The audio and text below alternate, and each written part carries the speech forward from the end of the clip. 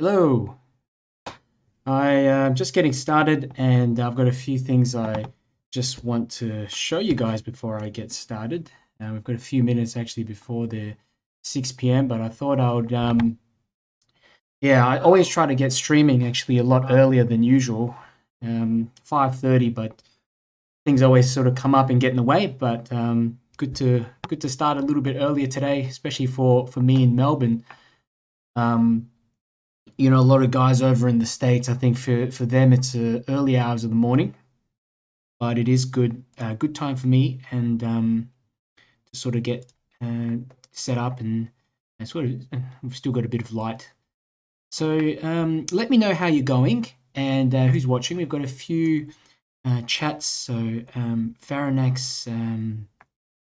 𝗪𝗙𝗡 who is uh, in Facebook. We've also got Lindsay Bangay from Melbourne. How's it going, Lindsay? How's your day? And yeah, hope you're having a good one. And you've been getting out, getting a bit of sunlight as well. So I'm going to give this a minute. I'm just going to watch the chats on the other one for just a moment. There's just some weird spam stuff again, which is annoying. So if I can remove that, that would be good.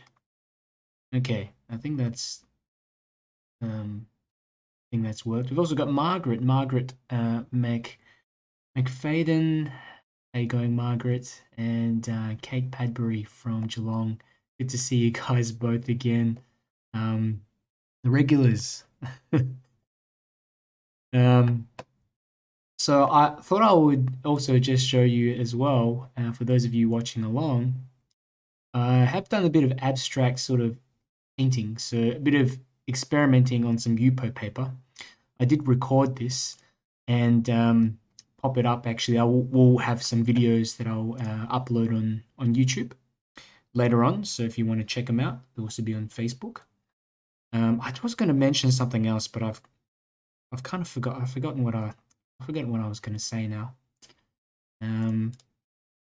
But it's good to have you here.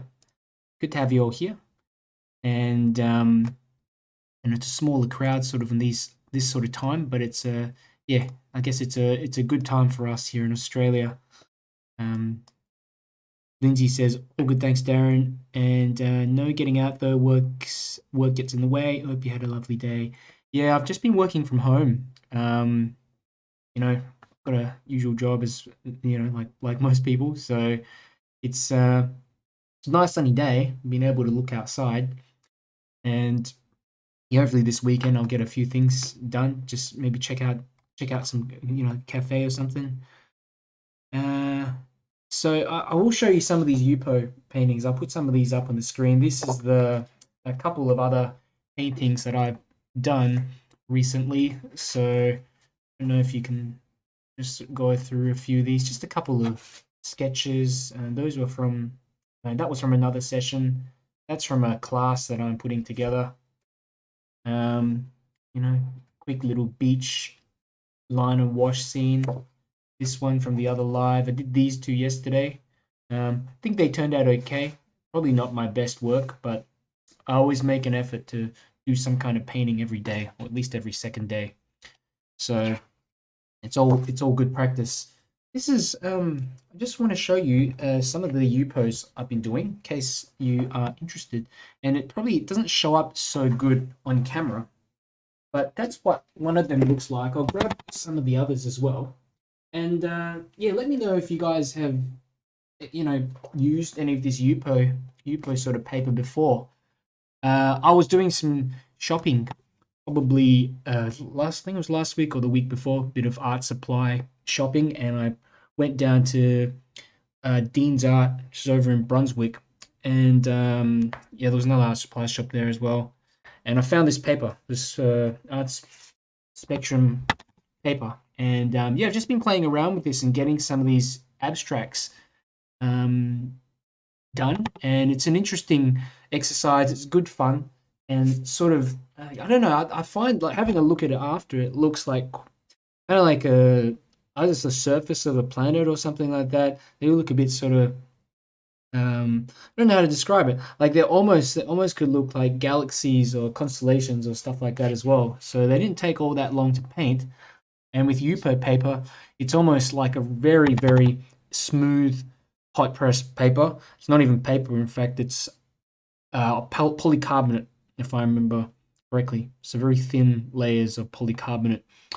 And yeah, I had a lot of fun doing these, and I'll pop up the videos later. So slowly sort of put them out on YouTube so you can have a look. But I do recommend it if you are, looking to get into abstracts or just try something a bit different. You can get a level of vibrancy on this paper that I find you can't get on any other paper. That you can even see all the granulation and some of these areas where the paint sort of, I don't know if you can see so well, it kind of mixes together very slowly. So quite like that effect. So Margaret's asking what is it? It's Yupo paper. It's let me grab the pad. This stuff here. I think like it cost me about $15, I think, for a pack of 10 of these. So yeah, just another type of paper that I thought I'd try out. And I think for the next, do a couple of videos where I'll try to actually paint something like an actual landscape on these. Yeah. And we've got 𝗪𝗙𝗙𝗦𝗧𝗏𝗪𝗡. Sorry, I'm probably not pronouncing your name correctly. Nathalie, but thank you for coming along. Nathalie says we'll be watching on and off. Awesome. And yeah, I'm sure you're pretty busy at the moment, in the middle of a couple of things. So good to have you along. And for those of you who are here for the first time, welcome. My name's Darren, and I basically just do painting videos online. So I created a little name, Watercolour Mentor, when I started up about a year ago. And I do streams and I teach people watercolor art. So whether you're watching now or you're watching, at another time after when it's recorded, welcome, and appreciate you being along. 𝗬𝗙𝗙𝗢𝗡 is also here. Says, my friend Veronica McDonald, look at her art link. She uses Yupo. Well, cool. I'll have a look at that later and see what she gets up to. So, and let me know as well. I don't know if you guys want to see me paint some abstract landscapes, on Yupo paper or just on normal paper, like really, really simple landscapes. It could just be a warm-up exercise, or I could create a workshop, for an hour or something, and we can do a few of those together. Find this a really relaxing exercise, and you kind of just get mesmerized by all the colors bleeding in and the separating out and forming all these funny pockets of color and mixing. So let me know if you're interested in seeing something like that. I'll do one of them live. Probably one thing I've overdone is that I put way too much color, too much thick paint in some areas, and so it's almost, you've got areas where the paints, you can see these little shiny areas on there, and that's because of essentially because I've added too much paint on some areas, and you can see the light kind of reflecting off. I think this one's actually my favorite out of the four. You get some interesting sort of, I thought this kind of looked like a brain or something, interesting sort of shape. I don't know. But anyway, I'll put these away. I just wanted to have something on the screen to sort of start off with, and when get right to it. So again, I'm going to grab my sketchbook and turn off to another page. Now this landscape is actually a portrait landscape, and I want to change that around so that we've got a more landscape orientation like this. It just makes it easier, and also I thought maybe it would allow me to get through a few more details that I normally wouldn't be able to get through if I did it in portrait. So something a little different from the reference, but I always like changing the reference around a little so that we can, yeah, I just get a little bit a different perspective on something, and whether it be changing the perspective or adding a few figures or changing the color scheme. I always find that, you know, changing it around a little bit makes it more original and kind of challenges yourself as well to come up with a unique kind of landscape. So let's go ahead and get started. So what I'd like you to do is just basically grab a pencil. I've got a mechanical pencil here. Have your paper in front of you. It's going to be a little bit hard to see when we're drawing because the camera doesn't pick up the it doesn't pick up the pencil so well. But bear with me, and we should be able to make it work. But if you have any questions, as usual, yeah, just leave a message in the comments. We've got a few watching on YouTube, and if you'd like to introduce yourself as well in the comments, let me know how long you've been painting for, what type of subjects you're interested in, that kind of thing. It's always good for me to know, so then in the next videos I can decide. I kind of have a list of things that people have requested me to paint, so it's always good to know what people are interested in. So let's go ahead and get started, and I will check the chats periodically. We'll check the chats periodically, but I'll have the reference picture up mostly on the screen. Now, what we're going to do is this landscape, it's kind of sloping downwards, so you can kind of see it. It starts sort of in the middle of that vanishing point, or the horizon line kind of starts in the middle of the page and then goes further down like that. And I think I'm going to copy that. I just like that feature of it. And so let's go ahead and just put in that line. I'm going to start around about here and then bring it down like this. And notice, again, it's not a perfect line. It's just a rough indication of where I want things to be.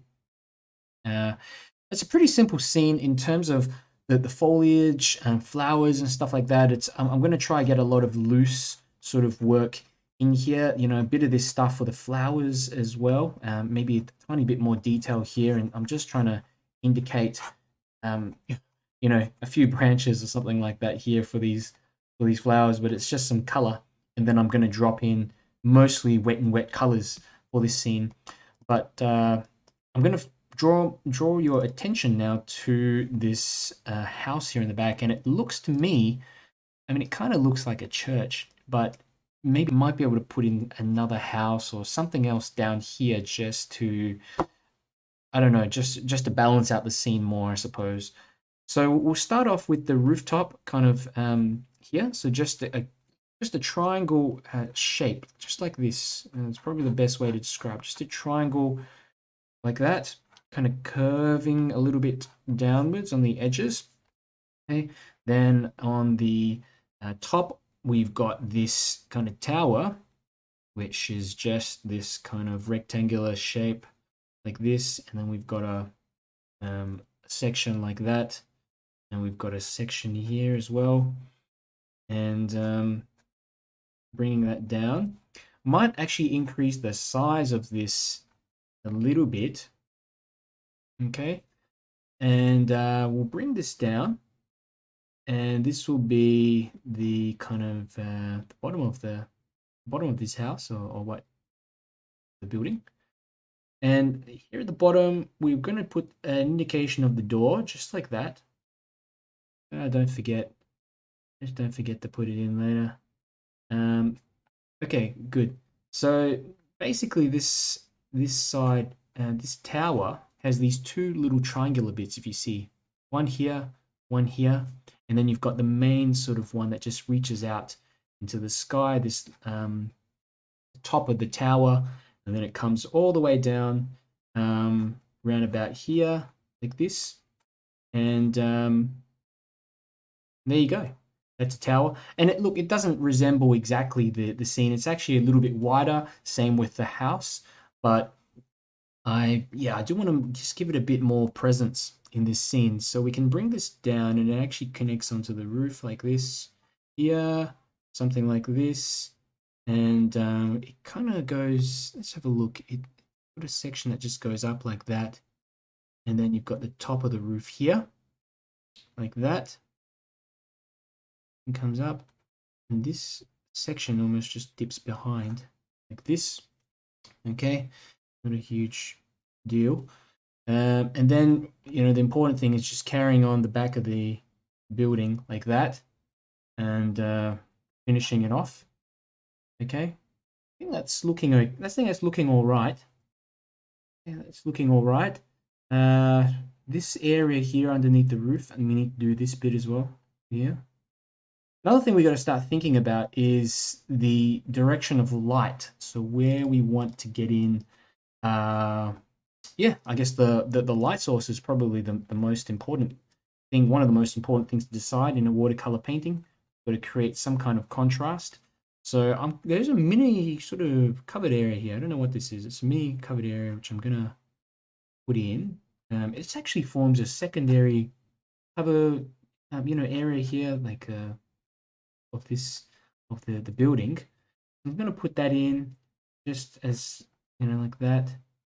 Okay, on the side of that building there, and I've actually got parts of the house, this sort of pinkish color of the house there, and then it kind of goes around the side like that. But really, a lot of it is, it just disappears in there. You can't really see what happens. It's just a bit of, we're going to get a bit of the shrubs and stuff in the foreground over the top. Okay, and also in the background we do have other things. We've got these trees and stuff which I can indicate, like this one that goes up higher. This might even be like a house over here. I'm not sure. It could be one in the background, but I'm not going to flesh that out too much. I want this to be the focus, this interesting little house pencil. I've still got enough lead in here. It's about to go. If I want to change anything, I reckon I'll put some little windows here or something, just a couple of windows that aren't in the actual reference, but just simplify that down a bit. Okay, fantastic. Oh, this is going to be kind of dark under there as well. Alrighty, so another thing I will put in there are some of these little, the fence, sort of fence around the side. So just the kind of fence there. And I'm just drawing out the approximate location in pencil, and remembering that we're going to do most of this later in watercolors. So don't worry about getting it in perfect or anything like that. It's just to indicate. We've got some trees here. We've got a tree here.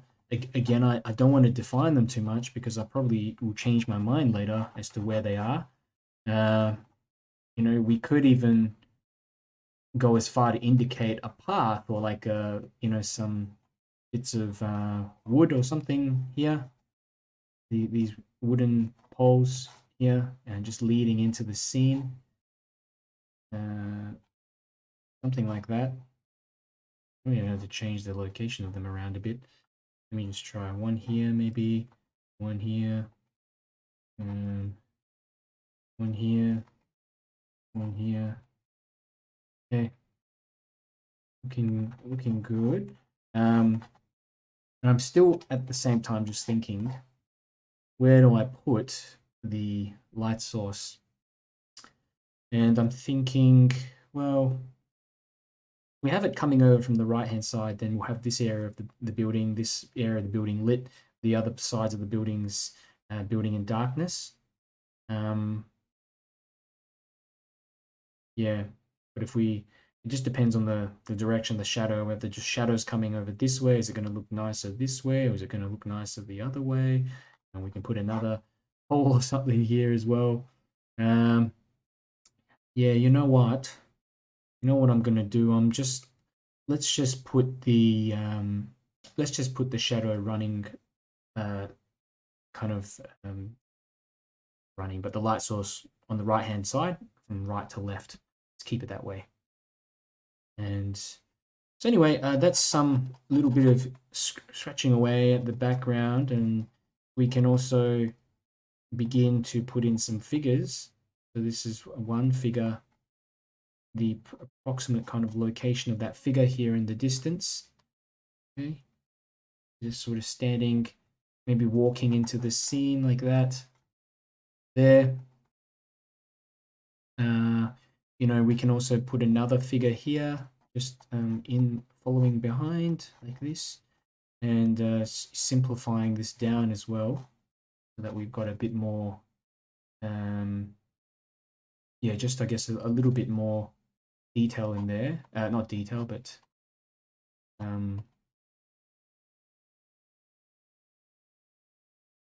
know what I'm trying to say. But we're just simplifying them down. Now, I also want to give the sense of a hill. So they're kind of walking up a hill, and the way you do this is to slowly increase the heights of the heads. So you can see this one here, closer to the foreground. You notice that the head is lower than the ones here in the front, right at the back. I mean, and I always tell everyone to make sure you hit the figures of the heads line up, and that's only if you want to imply a completely flat sort of landscape. So I think these three figures will be interesting kind of going in. Maybe I'll put some more later. And on this side, I also think perhaps we should get in some kind of, I don't know, some kind of structure here as well. This could be like a shed or something here. And I don't know, like a little shed structure. So I don't know exactly what I'm trying to draw in here, but just something, some kind of squarish building like that I think is going to be good. Oh, I've run out of lead. I think I've got a little bit in here. And I'll continue on. We've also got Margaret watching. So Mark Stevenson from Melbourne. Good to see you. Good to have you here, Margaret. And we're going to continue and just wrap this one up in terms of the drawing. I'm pretty happy with how this is looking. The only other thing that I might want to do is get like some tree shapes in here as well, and have yeah, just some kind of trees maybe off here in the background, like this. Probably more branches than trees. Okay, and they, I think the trunks are going to be interesting. Just having some of those trunks in there. But really, that's about it. I don't think I really want to add anything else in here. So let's go ahead and grab out your watercolor paint. So I've got it here on the right side, and let me just check. Hope you guys can see okay. Let me know if you are struggling to see what I'm doing, but I think it's capturing that pencil quite okay. So it's really a simple sketch that we can go ahead and work on. And first thing I'm going to do is I'm going to pick up a little bit of warm colors. So warm colors and maybe some orange or red or something like that for the house. But it's really important that we put on the warm and the light sort of colors first. And we're really doing this in two sort of mixes. So basically, we're taking, we're doing all the light areas first, and then in the second step, we're going to add on all the remaining darks and hopefully finish it off at that stage. Sometimes it needs another run, another layer to get through a bit more depth and a little bit more color. But normally, like 2 should be okay. You can get by with 2. So let's start off, and I'm going to go straight into it. Now I've got a number 10 round brush here, and I'm going to go ahead and pick up, be very careful with my color choice again, but I'm going to pick up a little bit of warm colors. So I've got some kind of quinacridone color here. It's a quinacridone yellow gold sort of color. And you can also use some pink or something in here as well. So I've got actually a bit of carmine. Perhaps I'm going to add a bit of carmine in here as well. That would be nice. A bit of red and a bit of this kind of gold sort of color running through underneath here. Okay, just like that, and mixing that down the page in here like this. Let's get a bit more carmine, a little bit more of that pink sort of color running through there like that. And that's about it. Now for the other parts of the building, you know, we're going to put in a bit of color over the top as well, just some grays basically. But I'm just going to put in a bit more of that kind of pinkish color here as well, of the side of that building, and a bit more in there as well. Okay, I do like to mix and let things, you know, just mix on the paper, see how it sort of turns out. I never know exactly, but it's good fun. Now yeah, again, like this little rooftop and the other side of the rooftop, I'm going to use a neutral tint, but with a little bit of yellow mixed in there. So I've still got a kind of warmer colored gray, okay, because I don't want it to be too kind of cooled down. Good. We can also use other colors as well, a little bit of burnt sienna running through there. So a bit of that, let's drop that in and just get that straight through, and we'll have some mixing for sure. Okay, just a bit of that light sort of color. This goes over that top of the building as well, like this. Keep it pretty light as well. Remember that it's a very light wash what we're doing at the moment. So there we go. As we go up to the top of the building, we just got to be a little bit more careful with the detailing. I'm just concentrating here. There, and moving this down. And we're gonna get a, like I said, we're gonna get a bit of mixing. You're not gonna be able to avoid that, no way. So, but just keep that wash pretty light. Is my advice. Okay, so about a quarter color to 3/4 water. And I'm going to continue, and let's put in a bit here as well, tiny bit here for this part of the house, that rooftop as well, just over here, there, and maybe a bit of color over there. Okay, I think that should do it. Now the rest of it, it's just really a lot of wet sort of work. The trees in the back, I love doing these. I sort of go in first with some of this. This is just a bit of sap green, okay, and I can just go over the top of that area and get in a little bit of color like that. And remember, a second layer, I'm going to use a second layer to sort of cut around in bits well, but this is just the first wash to get in some of those colors while we can. And it's sort of like a basic layer of color behind. If you've got some phthalo greens, which are kind of a bluish kind of green, use those as well. Okay, so here's another bit of tree there that comes up into the sky there, like that. But the rest of it, I'm just going to use some of this color, which is essentially sap green. Okay, be careful with these edges as well. I don't want it to like 100% just mix in there. Some mixing's fine. Okay, but having some sense of continuity where it just joins on to the sides of the building is also important. Okay, so going around, being careful as well, just cutting around these figures like this here. Having a look where there might be area here where I just want to put in a bit more green or something like that, and around the back of that little structure, whatever it is, there, just some bits of green running through. All right, can let that kind of dry for a little bit, and if I've got some brown, put some of that in for this little structure. I'm not going to define it all that much, but a little bit in there is going to be good. And I'm going to start again, just working my way down the page, and I'm going to join some of this stuff up. So these are the wooden poles, and I've got some goethite. It's just a color called goethite, which is it's actually a mineral, and it kind of you get a lot of granulation with this paint, which I love.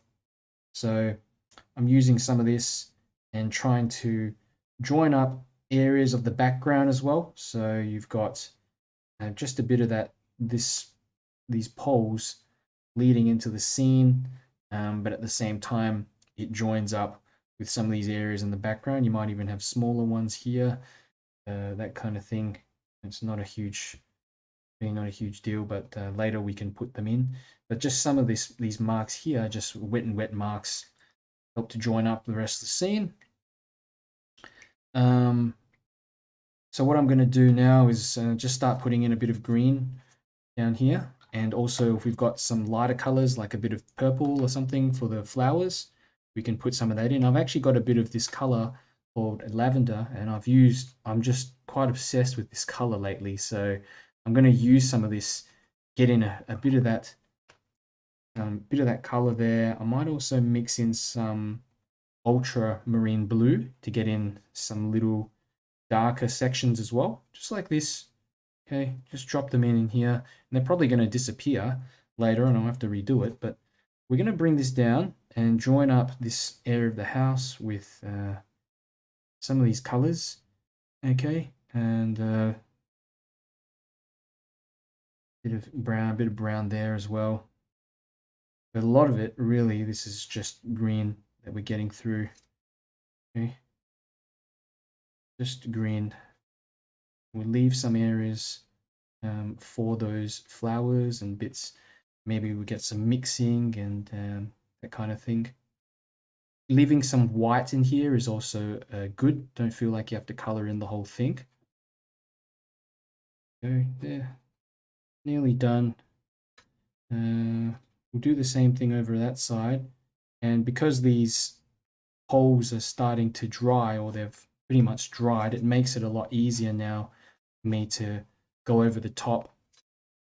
You know, even if I've got a bit of brown, we can get in some like of these tree structures here in the back, really basic, like this. That area is way too wet, but over here I can, you know, look at that, just get in some little branches and stuff, basic sort of branches and things. Okay, down the page again, shifting this across underneath these figures and just trying to again join up parts, bits and pieces of the scene. Bring that across, and not to forget areas in between here as well, which are also going to be green. Okay, and it's just sap green, in case anyone's wondering what green I'm using. Essentially, it's just sap green for now, but I will use some other greens too. I've got a bit of phthalo green, so this stuff here is a kind of darker green. Okay, but I'm just aiming for a light wash here to begin with. Okay, bit of color on that right hand side and bring this down here. Fantastic. Okay, now before I forget, we want to put the sky in and use that to kind of cut around the buildings as well. So the first thing I'm going to do is work on cutting around this part of the church sort of scene. So I'm going to be using a bit of cerulean blue. Actually, I've almost picked up that lavender. I did pick up that lavender, but I've gone back to the cerulean blue. This is what the lavender looks like. So a bit of that up the top here, and I'm just really trying to get it in pretty quick. The non-granulating cerulean looks like this. Okay, so it's more, yeah, it just doesn't form these funny sort of speckled marks on the page. It depends what you're looking for. I use both. So putting in that sky, okay, and I'm really being quite quick with this, and the place that you need to probably focus more on is the top of this tower. So you just want to be a bit more careful in terms of the colors. And I will also cut around it with a bit more care. So, something like this there. Oops, I left a bit of white there. Come down here. Okay. There. The other side as well. Let's do that.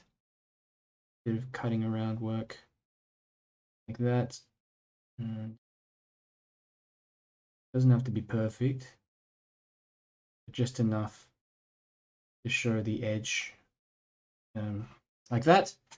And the rest of this area I'm just going to blend in, and we can also leave some white on that side as well. I've actually got some green accidentally mixed in there, but let's just continue on. Just a quick little bit of light in that back section like that. Okay, looking good. Now for the front, I do want to get some more bits and pieces in here, some more details.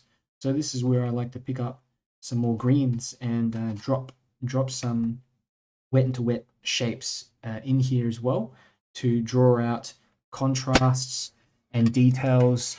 And if you've also got a little spray bottle, I find that helps to just mess it up a little bit so that it doesn't look all the same.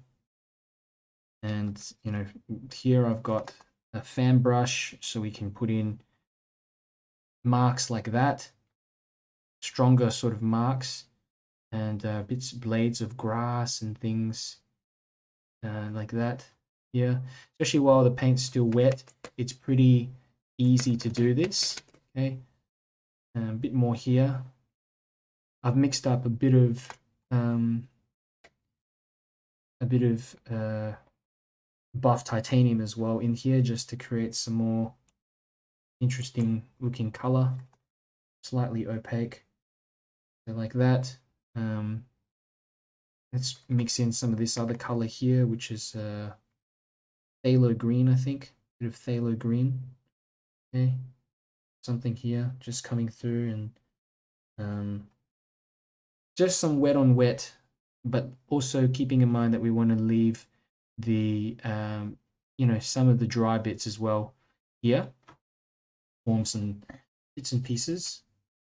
Okay, but this is probably the only time where you can do some of this wet and wet stuff and get away with it, and it looks more fluid and mixes together. So I try to get as much of this done while I can, and then we can go on with some sharper details, because once this dries, that's about it. You can't really do much else with it. So yeah, you can also just these poles, if you want to sharpen them up a bit, you can do that as well, and that's what I'm doing for some parts. Sort of bits of dry brush strokes over the top, give it a bit of texture. Okay, having a look. Right. And looking good. The figures, we want to put some colors in them as well. And again, just like very soft colors to begin with. For example, this one here, I'm just going to put in a bit of Payne's gray, and perhaps have some red in there, so it's a kind of a warmer color there. That. Let's just color the head in a bit as well, and the legs, we can just carry that downwards as well. This bit of darkness here. Remember that light source is coming from that right hand side too. This leg here, this will have to be redone later. Maybe a bit of blue for the shirt this person's wearing, like that. And then we've got someone here. Let's put in a bit of red for that shirt of that person there. Okay, and then we'll just get in a couple of legs like that. Oops, something like that. Okay, good. So I'm going to let this all sort of dry off, and the next step really is just putting in the shadows things of pretty much everything on here. Let me know how you are doing if you're watching along. There's a few people here, and 𝗪𝗘𝗦𝗦𝗘𝗦 says, so grateful for this. Thanks. Thank you for watching, 𝗪𝗘𝗦. And did you find this event from Facebook, or did you just find this on YouTube? Kind of was suggested to you. And yeah, let me know how you're doing. And if you need any help, if you also like the video, just share it. If you could share it on Facebook or just share it in some groups and stuff, I'd be really appreciative of that as well. And get some more, few more viewers. I'm really hoping this one turns out well. I'm sure it will look something like the reference photo, hopefully better. So let's I'm just trying to keep that image of what I want it to be in the back of my mind, so that it will look kind of like that. This is a bit of gouache. Another little trick, in case you're wondering, you can drop in little bits of gouache and it will bloom and create, you know, for some you might think that it kind of looks like some flowers or something. So that's another thing you can do. So don't be limited to just your non-opaque watercolors. Certainly this is watercolor as well. And I'm not a purist. It's just really what gets the job done. So some of this creates some really interesting effects that I like, and breaks up this green as well.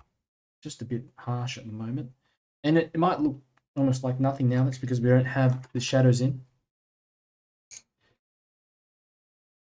And 𝗪𝗘𝗦𝗪𝗘𝗦 says on the chat, I was looking for workshops on YouTube and found your channel. I'm a beginner in watercolors. The videos will be so helpful.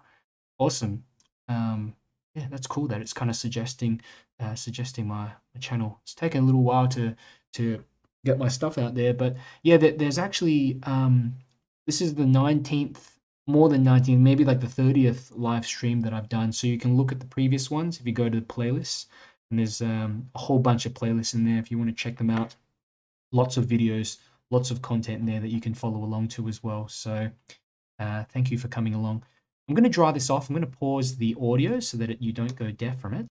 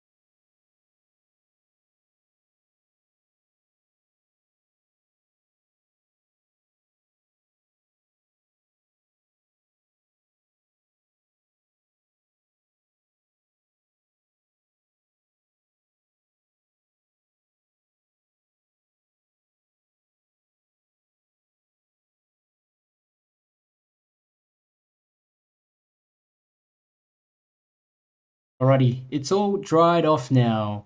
And yet, you know, at this point, I think a lot of beginners, and including myself when I started, I'd look at this and I'd think I've stuffed it. It doesn't look like anything. But remember, at this stage, the painting's only about 60 to 70% done. We've got to put the shadows, we've got to put the details on. In each watercolor wash that you do, you can only get in a certain amount of detail. There are some artists that can paint a lot of detail in one wash, but those are few and far between. I find that I have to put all the all the light colors and the softer bits in first, and then we'll go on with some details, shadows, stuff like that. So if it doesn't look like anything at the moment, the most important thing is to persist, continue on, and just have some faith that it will end up looking like something by the end of this. So I will continue. We'll continue this, and I don't think there are any more chats. A little bit more quiet today, but if you have any questions, just general questions about watercolors as well, just ask me and I'll do my best to answer them. If I don't know, then I'll say I don't know. So we want to put some shadows, and this is the part where we just got to be a little bit more careful in terms of, yeah, just in terms of the sharpness, because we're we're adding a new layer, so we want to make sure that it still blends in and mixes with everything else. So what I'm mixing up here, I've got a bit of this goethite paint, which is essentially, it's brown. It's kind of a brown paint mixed with a teeny bit of Payne's Grey, or if you've got some, if you've got some neutral tint or a grey that you've mixed up on your palette, use that. Okay, maybe a touch of water in here as well. And what I want to work on first is this building here in the background. So let's pick up a bit of this paint and let's see what it does. Now, we want to get in, remember the light source, an idea of the light source, have it coming from that top right to the left. So the front of the building is going to be illuminated, but then the back of the buildings, presumably not.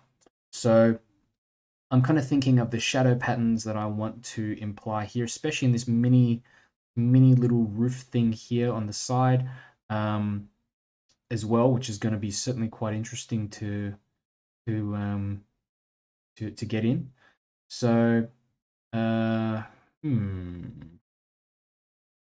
let's have a think about it, because we could get a tiny bit of a shadow coming for the tower as well on the side of the building. But I think we might be okay.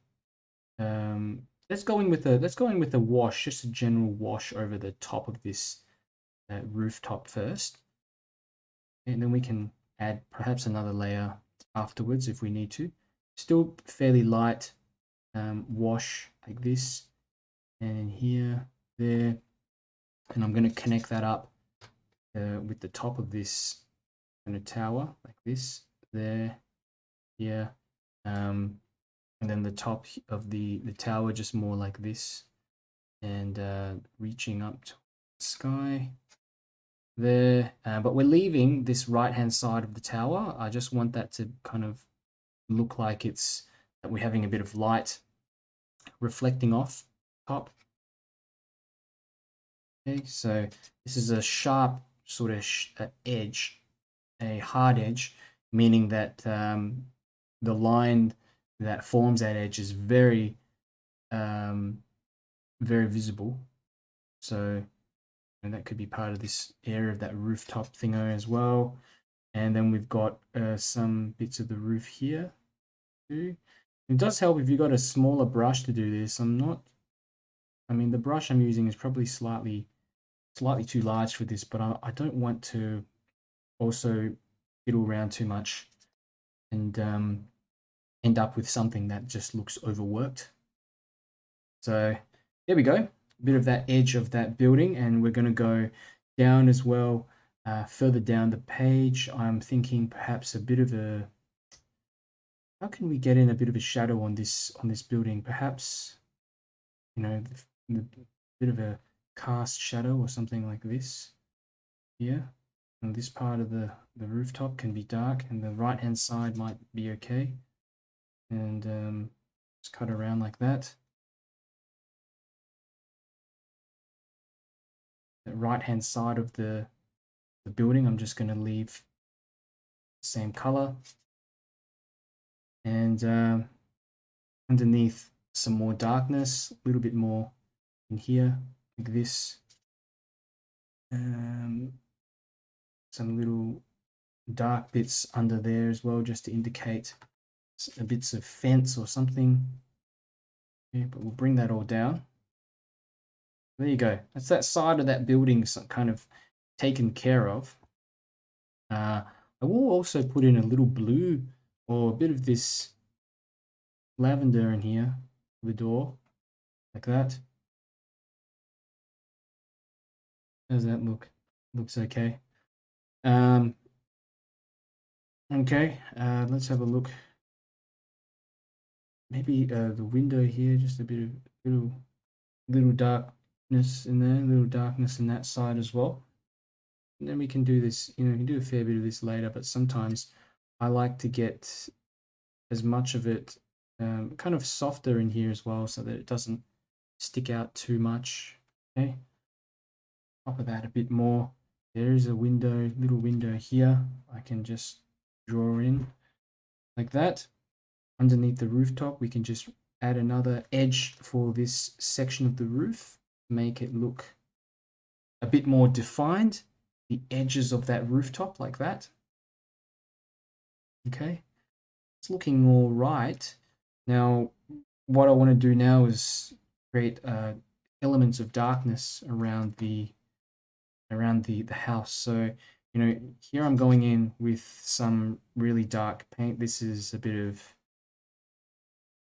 just a bit of green, bit of phthalo green, and again we're going to be very careful on this edge so that it looks straight. There, and that will form a little bit of an edge on that side and create a sense of light and dark in the background. Use the sides of your brush as well to get in sort of, how should I put it, these fleeting kind of marks on the page like this. Yeah, there's one, there's one. You know, this stuff here on the left as well needs to be pretty dark. So some of this side, the side brush, that there, kind of going over that previous layer. I do want this to be dried a bit better. Yeah, I do want that area to be dried a bit better, so I've got a harder edge on that left side of the house though. Look, I'm going to cheat a little bit and I'm going to just dry that side off for a moment.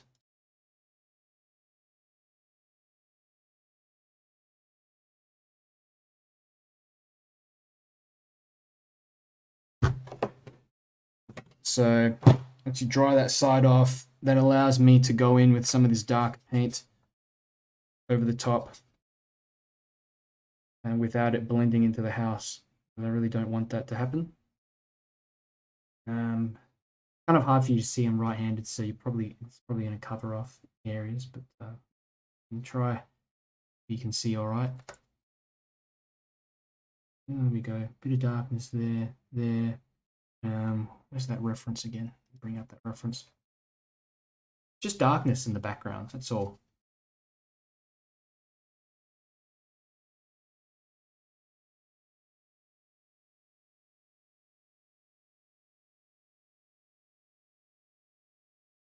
Here we go. Carry some of this downwards. This side of the house is just again, we're going to need to put in a bit of color here to blend some of this downwards so that it's just not all this mess. Suddenly it just stops. We've got all this sharpness here. We can do it in areas like there. You see this sort of an edge where the sharpness stops. But in an area like that, I don't know how to exactly explain it, but in an area like this, if you've got a sharp edge here, the eye is just going to be drawn to it. And I want some focus in this area of the building, that right-hand side. So some of this stuff, dulling that down and removing a bit of paint here and there helps to even it out. This also helps to indicate maybe some lighter sections in the, you know, in the foliage. You know, creates that kind of atmospheric sort of feel. Maybe like a kind of misty sort of feel here in the background. Okay, bit more here, bit more here. Again, cutting around, using the same technique to cut around this thing that I've drawn, whatever it is here, this house, not a house, but a shed or something like that that I've added here. Very light still, and it's catching a bit of that sunlight, which I really like. And the interesting thing is that we've got some areas underneath of this kind of white still sticking out there, and unintentional really. I was meant to get in a bit more color in there. But later on, you know what I'll do? I'll probably just use some super dark paint. I could do it now actually. So if we get some Payne's Grey, let's try that. Yeah. Just some shadow line up the top there, there. Have a look. That looks all right. Sometimes I do something and I think I should have just left it.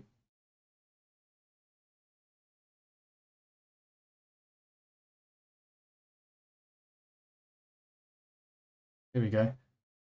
It looks like this looks like a bit of darkness underneath this shed or whatever,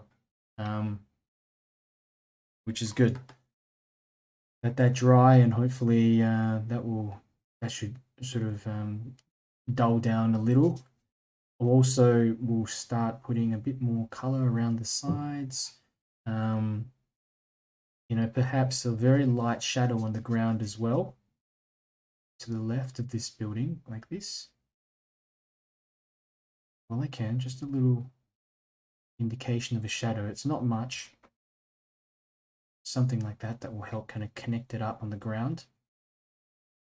Oops, a bit too much there. And start working my way down again.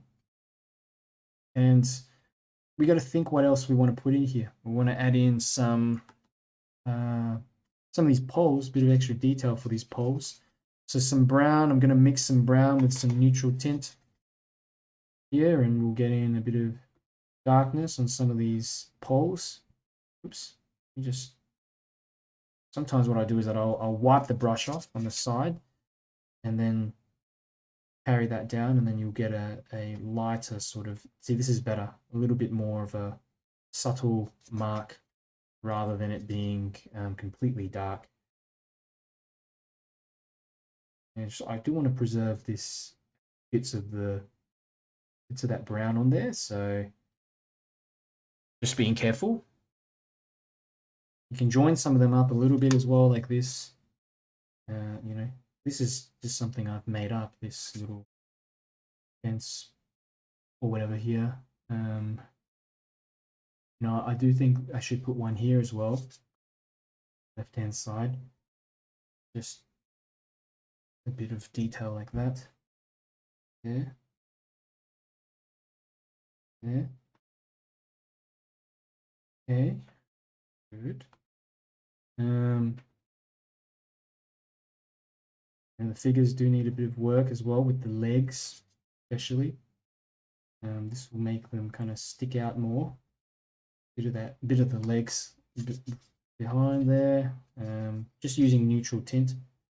Here's one here. Just a bit of work there for the legs. There's a figure here as well, walking around in the near the front, and of course a little shadow on the ground running to that left-hand side. So something like this, maybe. Very simple sort of shadow, and then we can start putting in shadows for these little holes and things. Well, I will soften these down a little bit with some water so that they don't look so harsh. The way I do that is just give it a little spray. This encourage them to move around a little bit on the paper, like that. Yeah, really at this point, we're just looking for little details to put on here. It could be something like these trees, for example. We could put in a little more color at the back there, draw in a bit more contrast in that section.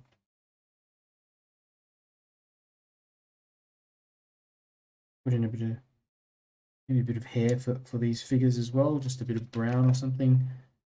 Color for their hair, or just some general color in there would be good, like that. And sometimes they're wearing things like a bag or something here to get in some of that detail.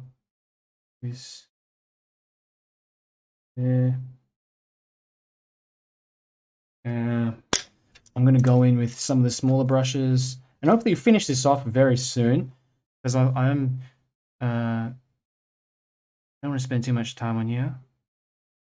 It's a question from 𝗪𝗕𝗦𝗧𝗔𝗟, a comment, and says, I like your style of painting. I have two questions. So, do you think it's better for beginners to work with only 3 primary colors and do the mixing themselves, or not to worry about it in the beginning? So yeah, with the primary colors, I'd suggest just getting the primary colors. In fact, initially when I started out, I got a palette that had 18. I got this palette here at 18 colors. I had another one that I started out with, just a really beginners, simple beginners palette, and it just had too much going on in there. All you need is your primary colors, and if you can understand the basic color theory, I guess in like terms of cool, warm colors, how to mix the 3 primaries together to get a gray, and then you can add a little bit of blue or a little bit of red and yellow in it to make that gray either a warm gray or a cool gray for shadows and dark areas. I think that's all you really need to learn. It's pretty much overdoing it if you've got a palette of 18 colors, and it's also very expensive, especially if you're paying for artist grade watercolors as well. So I definitely would suggest just getting your 3 primaries. If you've got some yellow ochre, a bit of ultramarine blue, and a carmine or a permanent red, that's going to do you completely fine. So I hope that kind of answered your questions. It's the yeah, I guess the earlier that you can get into learning a bit of color mixing and focusing more on tone. Tone is much more important than color. You know, I think I've used a fair few colors in here, probably too many, but you know, what makes the shapes and creates that sense of light and shadows, basically these buildings here where we've got lighter areas here and darker areas across the back, shadows across the ground, that kind of thing. So I just focusing on that. And second question, 𝗪𝗕𝗦𝗧𝗔𝗟, I've been playing with watercolors for only about a year. I mostly paint landscapes, but they mostly turn out a bit flat. Any tips for that? Yeah, that's a bit common beginner's question in terms of like your watercolors turning out flat. The reason why is because we need to have a range of tones in here. So when we talk about tones, we're talking about essentially whether a color is light or dark. So here with the sky, it's very light. So usually the sky in a landscape is going to be the lightest part of the scene. Things in the front will normally be a little bit darker and more detailed. So things like what's here, we've got these shadows and dark areas on the house and on the figures and the shadows and these holes that are darker. It's just going to look like we've got more tones, a bit more definition in areas, and create more interest, rather than if I just left it all at that stage when I dried it off with the hairdryer and then I went back and then I just left it like that, it's going to certainly look pretty flat that way. So I hope that answers your questions. Yeah, just try, you know, and a good exercise as well, paint with just one color. If you've just got blue, like a dark ultramarine blue, or if you've got, yeah, neutral tint or a dark color that you can mix together, use that one color and try to paint a landscape with just that one color. And I find that if you do that, that will teach you so much about tone, and it's amazing because you can get in the same amount of depth with that sort of technique. Yvonne says, good morning or good evening for you. Yes, it is. It's evening at the moment, technically 7 o'clock. So, yep. My dog's got me up, so I thought I'd watch for a bit. Oh, cool. What kind of dogs do you have, Yvonne? I don't have a dog myself, but I stole my sister's dog, and I took a profile photo of me and my sister's dog, which I've grown quite close to actually. So um, good to have you here. And it must be again for you, Yvonne, must be really early, like 6 a.m. or something like that. Um, Alrighty. So I'm just having a look at Facebook to see if there's any other chats. I think that's about it. Yeah, I think that's about it. I'm going to continue on. Yeah, I'm just going to continue on real quickly and get in a few more details, and then we'll finish and basically just finish it off. So let's have a look at the reference again. Yeah, so what I'll do now is just use this fan brush to create some little highlights and areas, I guess bits of contrast in the ground. So some grass and stuff here. I think this is going to be good. So just picking up a bit of this lighter sort of color, and we can also pick up some darker color to get in some brush strokes to indicate some, yeah, just some grass, bits of grass going through the scene like this. And it helps because it, again, it just creates more depth and more interest, especially near the front where we've got, you know, we want to imply perhaps a bit more detail in here. It certainly helps to get in some of this indication of grass and stuff,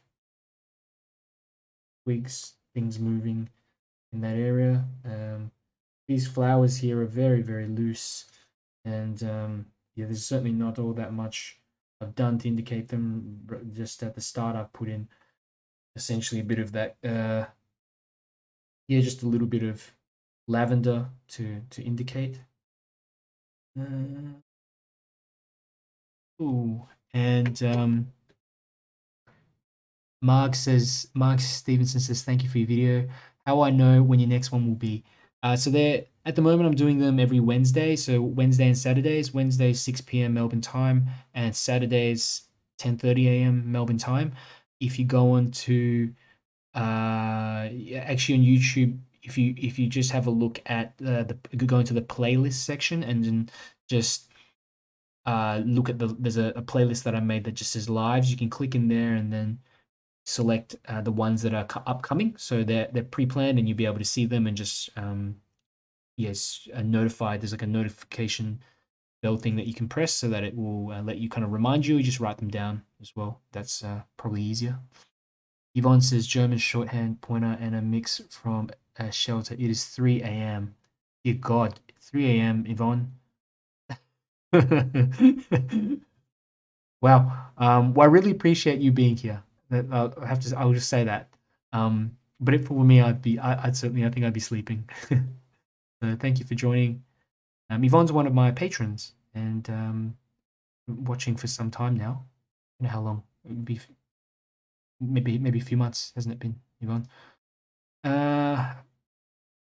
Alrighty. So I will continue. We'll continue on. Those of you who are watching on Facebook as well, do let me know. Do let me know how you're going. If you're kind of watching along, it's been a bit quiet there. I don't know what's whether the chats are. Some reason on this event it just hasn't shown up as much as the last ones. Sometimes people get the notification, sometimes they don't.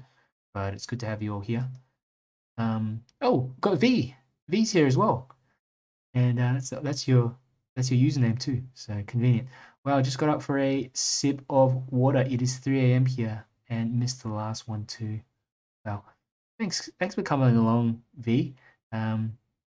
V's another patron too. So she's been watching for yeah, so same sort of time, around a few months, I'd say a few months. So um, I hope your back's getting better.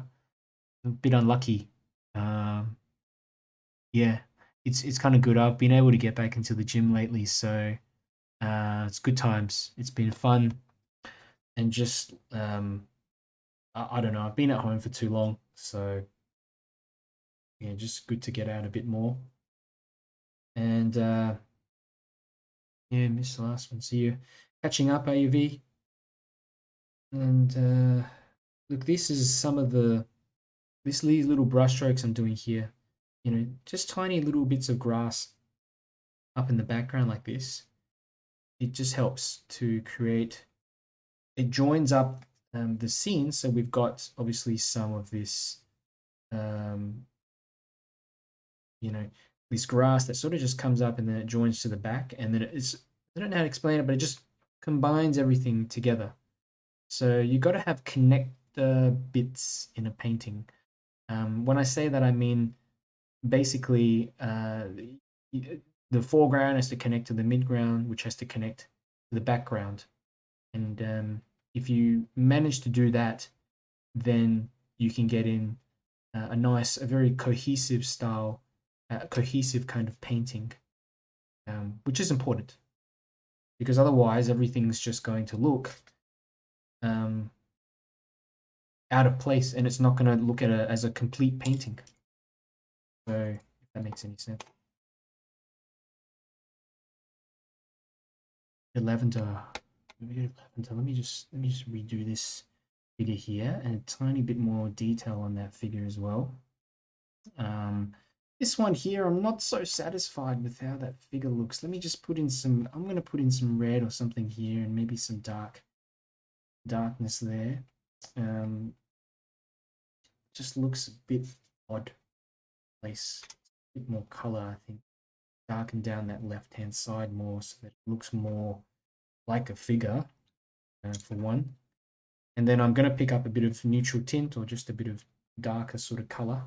And then we can just put in some of the legs like this, coming downwards. Again, I've really kind of done that before, but yeah. Yeah, I think we're pretty much done with this one. I don't want to overdo it, and certainly know it's a thing that it's sort of overpaint areas and bits and pieces. It can start taking away from what you wanted to portray. So I think we will get started on that second one. You know, this is what I'm doing here is just finding some bits and pieces, some dark bits and pieces in it. But it's a, you know, got to do this quite sparingly. If I were to do this again, I would have been a bit more careful with these poles here, or I probably would not have put them in at all. Okay, I'm thinking I probably would not have put them in at all because while I thought it was a good idea at the time, I do think now they're kind of disrupting the scene, and so I've got to blend them, but I have to make sure they stick out as well so that they don't just look like random bits of darkness in there. So yeah, if you're looking to create more of a cohesive, I guess, more of the greens here at the front and more of this sort of style here, just get rid of all these holes and things and just actually repeat this effect that I've done on the left-hand side all the way through the scene. Maybe have a few figures there, something like that. I also like to put in some birds, as V always reminds me when I've forgotten to put them in. I haven't, you know, I haven't gone senile yet, but you know.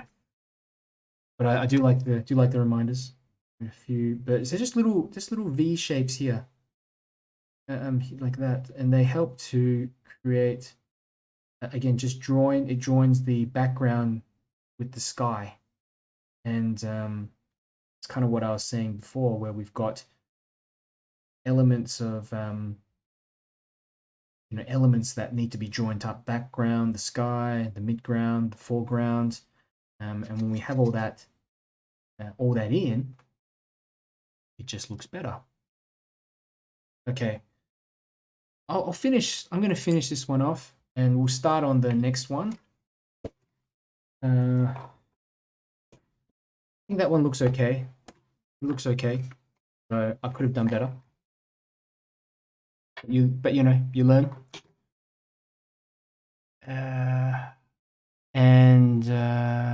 Ooh, just having a reread of the chats. Therapy hurts, but ice makes it better. From V. Damn, it's doesn't sound too good. But I hope you're feeling better soon. And yeah, try to keep active or do whatever exercises you need to do, I suppose. You know, happens, you know, that's what life throws you, some of these difficult situations at times. But it's good to have you here and painting as well. Yvonne says, I started after you did the 𝗬𝗔𝗓 tutorial. Oh, okay. So you're saying you started watching after the 𝗬𝗓 tutorial. Yeah. Yeah, they invited me on to do a demo there, so I said yeah. Well, that's good. It's good that you found my my channel and stuff like that from 𝗬𝗓. And V says it is loose and lovely. Yeah, look, I like this side of it. If I could just cut the painting here and get rid of those poles, I like this side of it. But the right hand side, I think I'm not so keen on that. But it's okay. I think it's a good little exercise and a bit of practice in wet and wet techniques. So I will continue on and let's get this next scene. Let's get started on this next scene. So the next scene is basically, where is it? It's in Bruges, and it's basically I think it's called the Belfridge of Bruges. Don't quote me on that. Yeah. So what I liked about it is just the sense of light and darkness in this scene. We've got shadows, people, all kinds of stuff going on in here, which is good fun. Lindsay's saying redo in portrait. Could do. Yeah, I could give that a crack.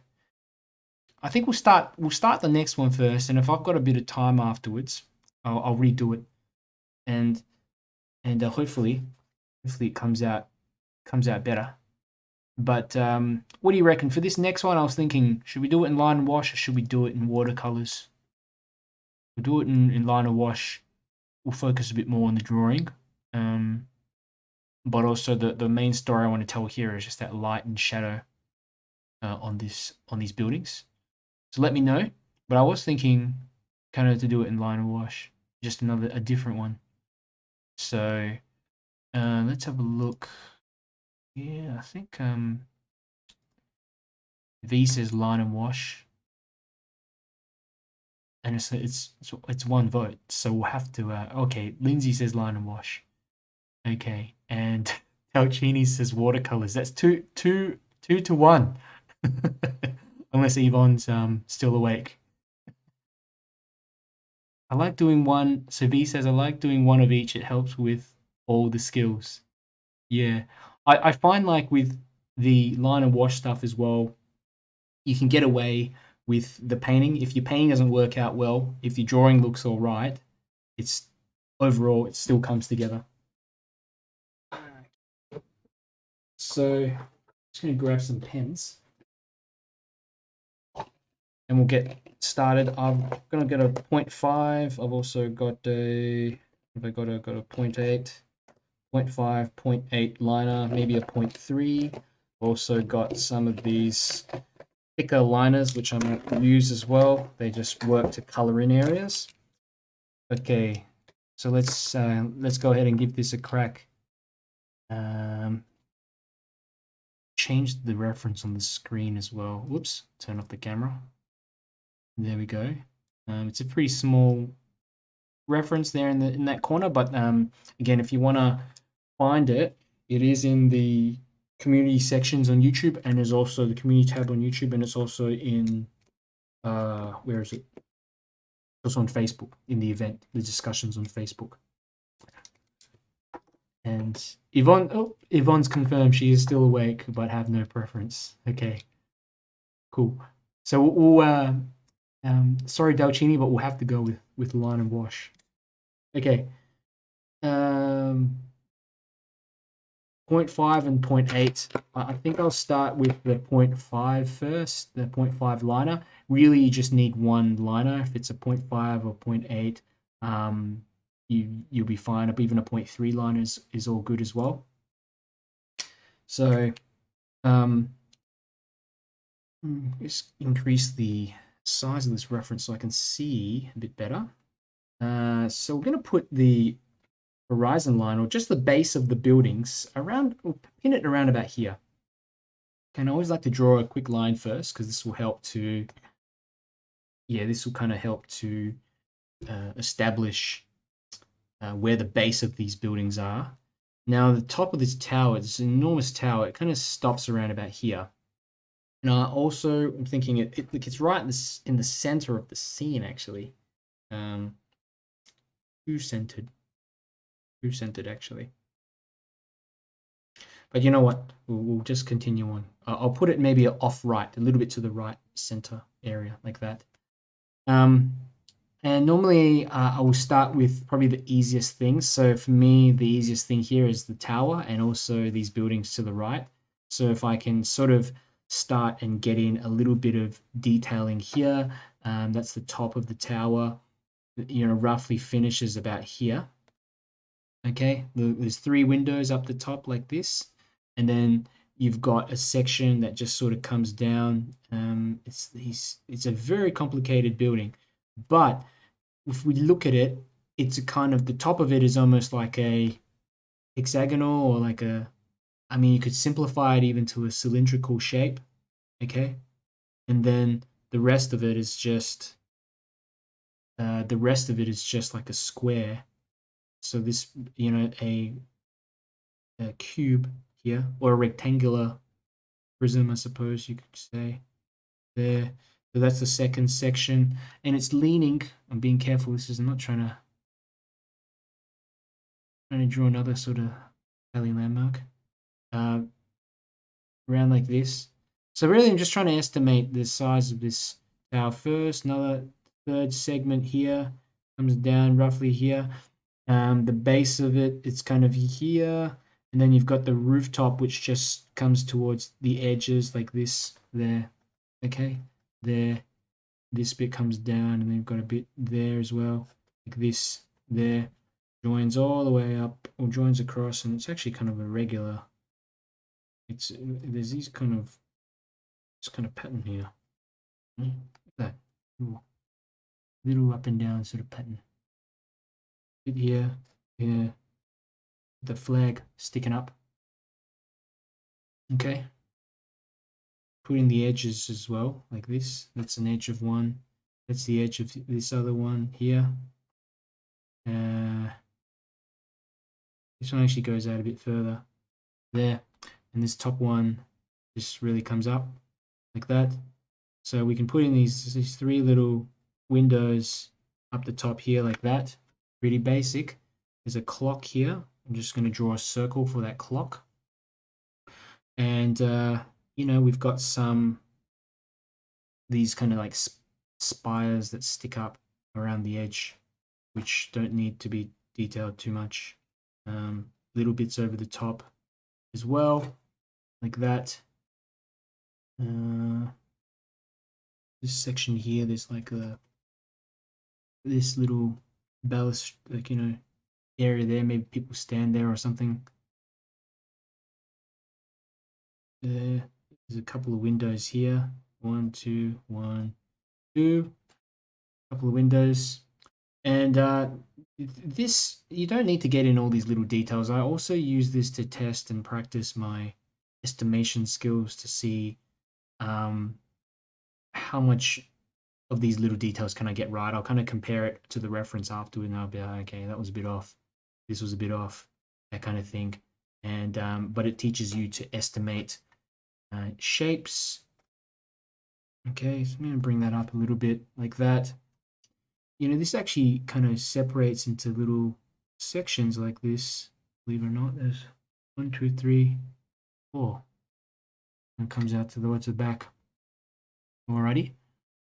And this one here, we've got a section here that's got these little windows here. Little windows or something like that. And here there's like a, you know, more stuff on here which we don't need to really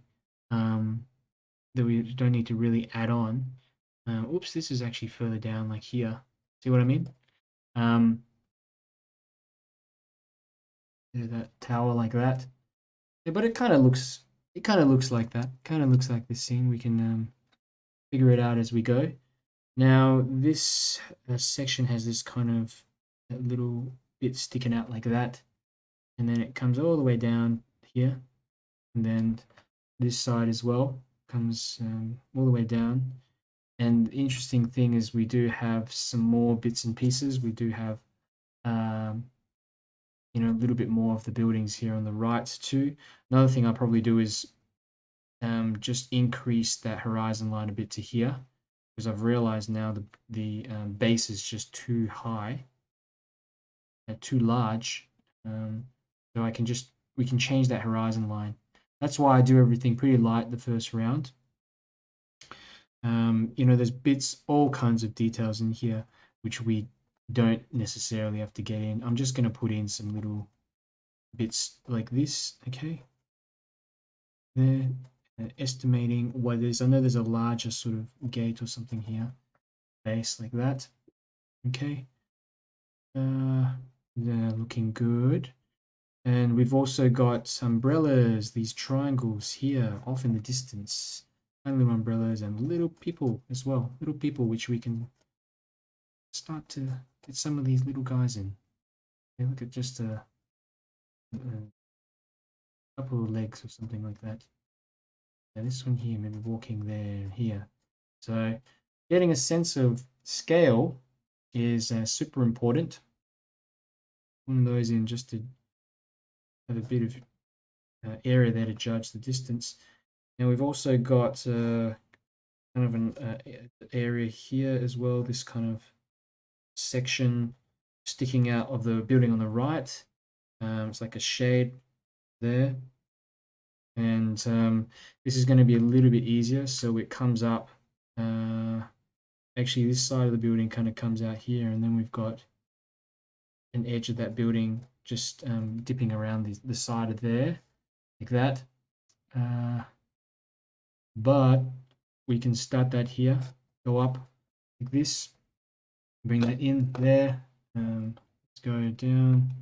We've got just it comes up like this, and it disappears off outside of the scene. Separate this building into half as well, roughly half, and then we can kind of figure out where we want it to finish off from the ground, roughly here.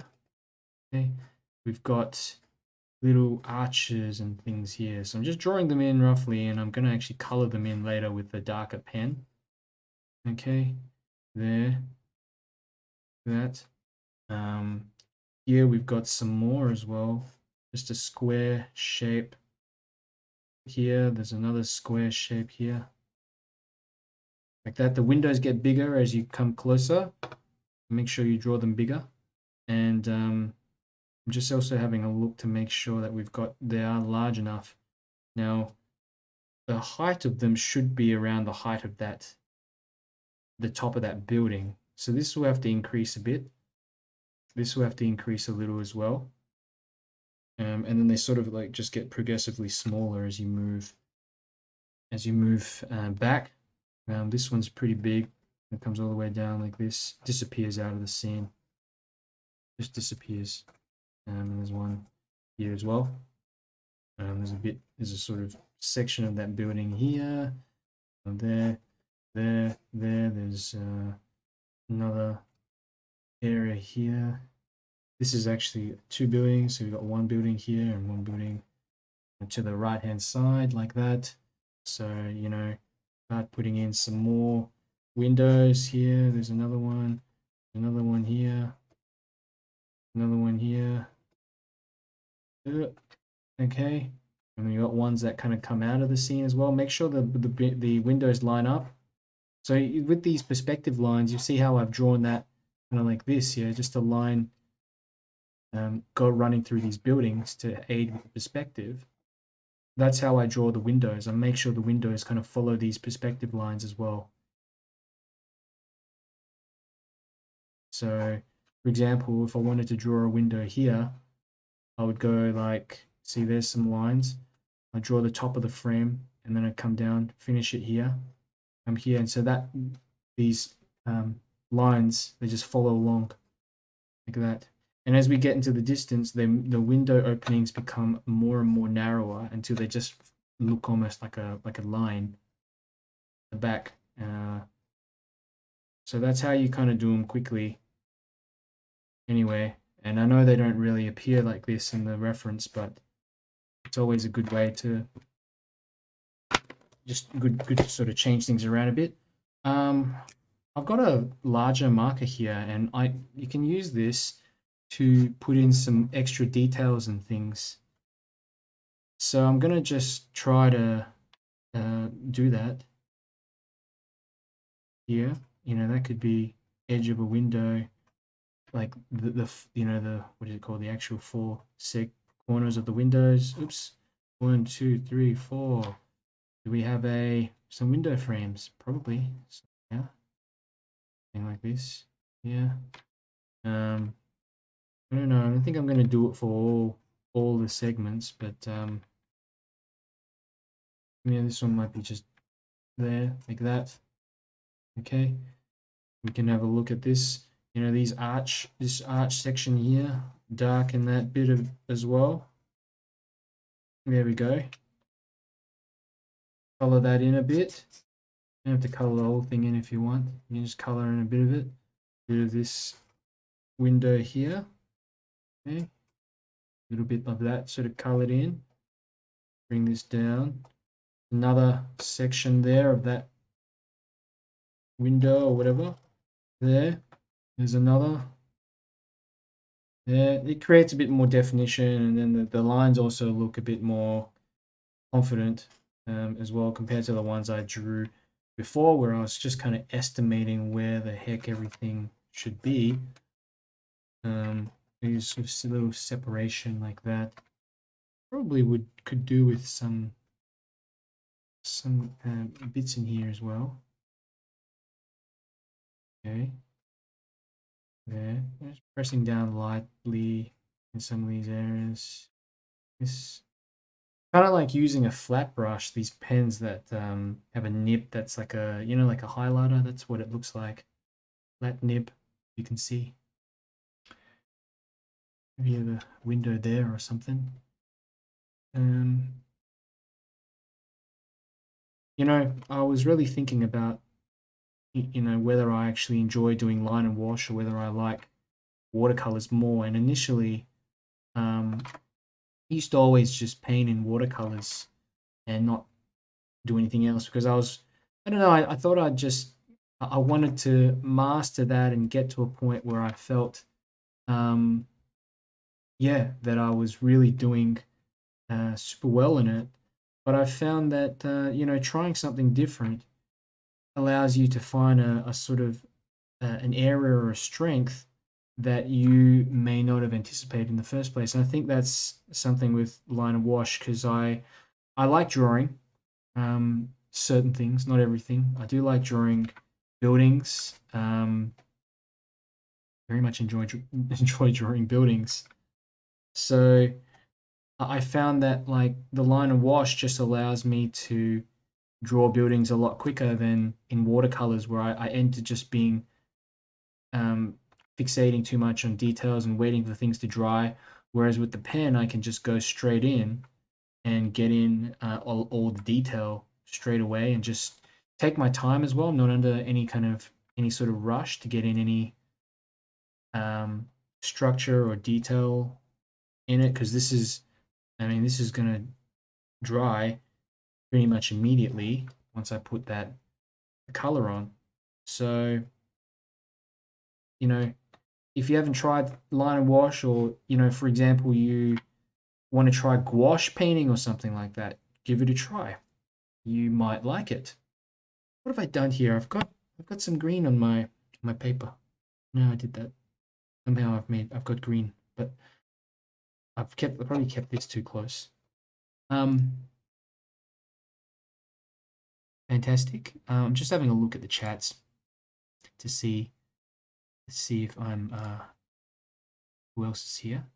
So YouTube.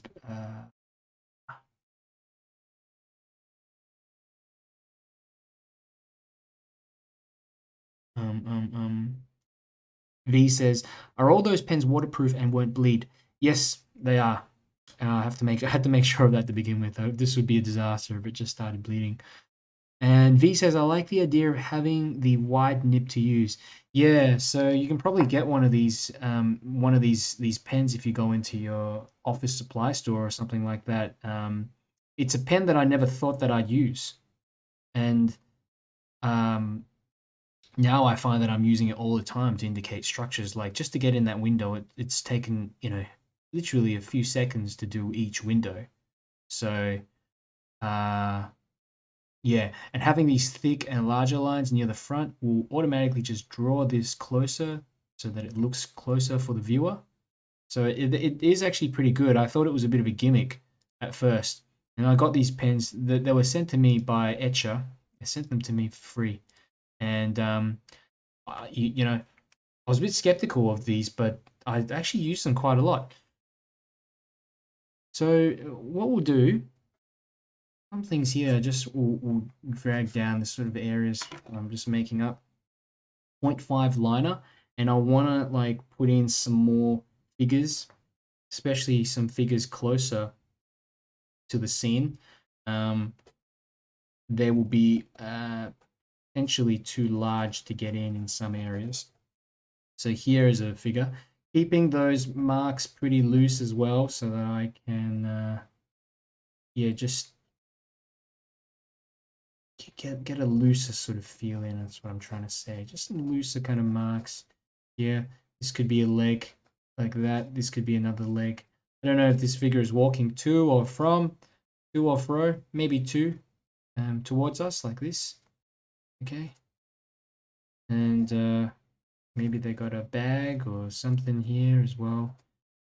I've done something to this guy. I've been too loose now. Looks like his shorts are falling down. Let's get some of this darker hair, bit of pigment in here. There we go. That looks a bit better. Looks like he's got clothes on now. And then I'm going to outline the details of the figure more so that the figure comes forwards a bit more than, say, these ones in the back. So I'm using that same technique where I'm just darkening and creating a sharper edge, a thicker edge to these lines. We've got one figure here. I don't know if I want to put another one here. We've also got kind of bicycles and things in this section. So there's a lot of stuff that you could do here, theoretically and indicate.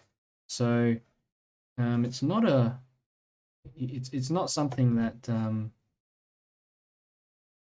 really not something that you have to just copy that reference or get it in exactly as you see it.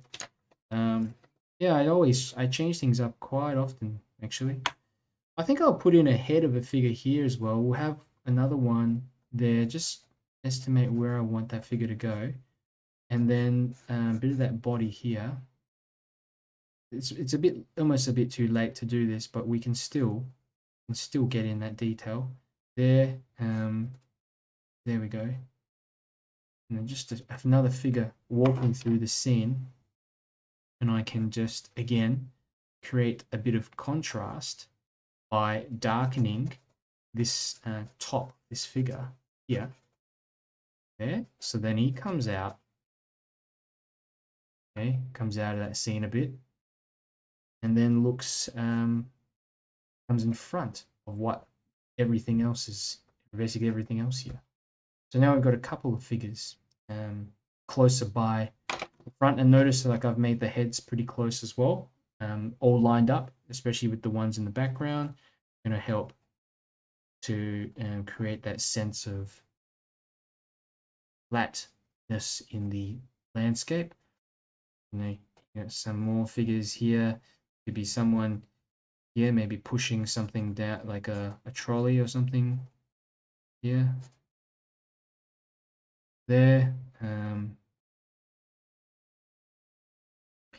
Kind of need one that's coming a bit closer, just maybe behind this figure. Yeah. And getting closer. Like that. Just behind that other figure. You can do things also like, oops. With that arm, that hand of that figure. You can also just color in that figure too, like that, to make create a bit more contrast between this figure at the front and this figure at the back. Pretty subtle. I mean, if you looked at this close up, it probably wouldn't look like anything. What time is it? 7:37. All right. I'm going to try to do this. I'm going to try to hurry this up.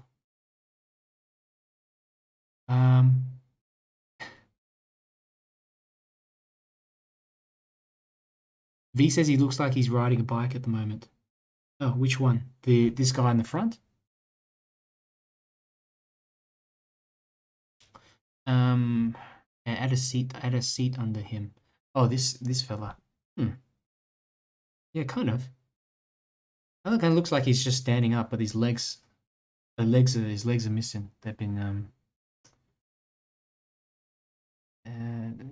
look what else. There's any other chats on Facebook? I don't think there's any other chats on Facebook. It's more on YouTube. Yep. Oh yeah. Cool. I might do that later, V. Let's have a let's get in some of this stuff on that left-hand side. Are you drawing along as well? Or you're just watching?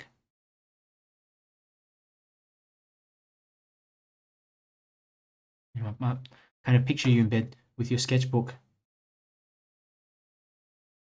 V says, okay, you fixed him good enough now. Awesome. Yeah, it's sort of coming forwards. I think once we put some of the flesh tones and a bit of the shirt and stuff like that, it will look okay. Cool. That building in the background is pretty sort of scratchy, but I'm happy with how it looks.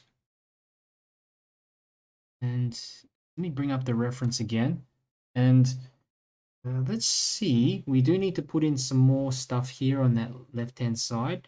I'm going to go in just with this basic roof-like shape there for this building to the left.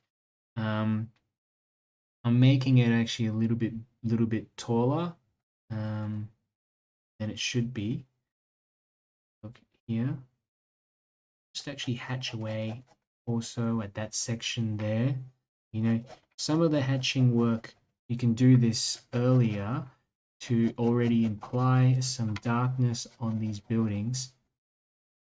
Okay. And another thing I want to try to do is perhaps get in a bit of light running across the building like this, maybe. Kind of like this. Just the light here. So then we can have this area which is kind of like hatched in, and then we've got some light bouncing off. Well, either here and then a bit here as well. Just a more dramatic light effect. Move this across. Now this building is getting a bit more tricky. There's the side here, this, there, the left-hand side like this. Move that down, and there's like kind of this base area here, which is going to be pretty dark underneath as well. That looks all right. Bits of that building and detail, stuff like that on the rooftop as well.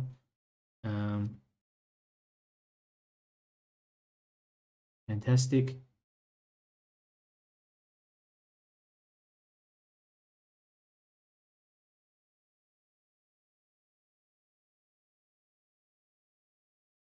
Now, if you've got a little liner as well, I've got a 0.05 liner, they work pretty well to get in.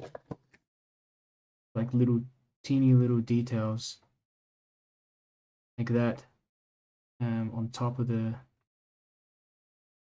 this tower, without it looking too overdone. I can just spend all day doing that drawing. So I'm going to look for a shortcut way we can get in some more windows here. Again, one of these little flat-nibbed ends. There we go. We can get in some windows. Big little windows like this. Really helps because they have such a square shape. It creates just a square shape So they all just look like windows. It saves so much time. And even underneath here, we might have areas of darkness for windows, not windows, but like doors and stuff as well. Okay, here's that one. Then we'll go over to that left-hand side and get in this larger building, which just runs all the way out of the scene like this. There's a section that goes up like this. Oops, that rooftop there. Actually, it's a little bit taller. Goes up here like this. There. This is the roof. There. Then there's a second building here. Disappears over on the left-hand side. We've also got some kind of umbrella here. People sitting under an umbrella. Not to figure it out, but we can have a person walking in the scene here. Leg at the front, and then this leg kind of coming towards the back like that. And a couple of arms here, there, 2 arms. Okay, someone sort of walking towards. I think there's a little girl here as well. So we can a bit of indication there. There. Okay. All kinds of stuff in the background. It's kind of like a seating area. I think people just sitting here and having their meal at a cafe off in the background, but there's not all too much to indicate what is actually in this area. I can put a couple of heads and stuff in here just to make it look like there's maybe some people sitting down. That's all I can think of. Put in another umbrella here, perhaps. Help create this sort of scene like that. Get this stem of this umbrella coming through as well. It's a bit more pointy, so umbrella. Okay, it's kind of looks like something. Remember, we're going to have this area of light as well. Buildings are going to be in the lights, so we just got to be a bit more careful to leave that area out when we're painting. Bit more detail on this building here, some little chimneys and stuff sticking out. I never know what half of these little structures are on the buildings. But you know, this is good practice for drawing figures. We have all figures just all really far in the background, and you know, like I was using that little pen before, that 0.05 pen. Any little pen, you can get in some small figures over into the background that really almost invisible.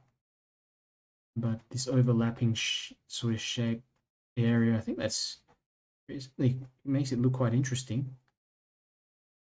These two might be talking, just standing and talking to each other here. More people. You can draw a bunch of people together as well. So just having like draw the heads and then just draw the bodies that are kind of connected together in one big lump like that. And then you can put the legs in there. Okay. People in the back don't need all that much detail in them. It's just mainly the figures and people in the front. Now I'm missing some people here. I do want a larger figure running through here. Okay, yeah, let's put in a bit of a shirt or something. And maybe this person is just standing up straight like this, and maybe they're talking to someone else here like this. Get their hand up, kind of like that. Oops. And that's a couple of figures just standing together here at the front. A bit of the hand, arms coming out from the side, and the t-shirt, the cuff of that shirt there as well. Something like that. These are good to be able to get in some shadows and stuff too. What am I trying to do? Windows. So I'm going to put in some more windows here over on this side. And again, it's a matter of choice how much you want to put in. That, look at that, that's like one set of windows. But, you know, remember you don't have to do them that way. You can just really scratch them in quickly. Even just a bunch of windows like this, and that will be okay. Will do you fine. Because they're so far back in the distance, it doesn't make much of a difference. And if you also detail them too much, you're gonna your eye's just gonna go to the back of that scene and get stuck there, the viewer. So I kind of just try to downplay some of the detail as much as I can up in the back areas. You know, we can also start planning out where the light and darkness is. So here, again, more of that dark on that side of the building. And,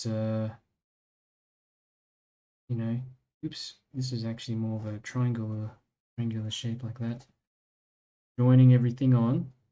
And I might actually add a fake building, part of the building here as well, that comes out more. So that it, yeah, I guess creates a bit more of a joining point on this side. So, you know, again, I've got this marker and we can pick out bits that we want to darken down. For example, this person's shirt like that. This person's shirt here, like that.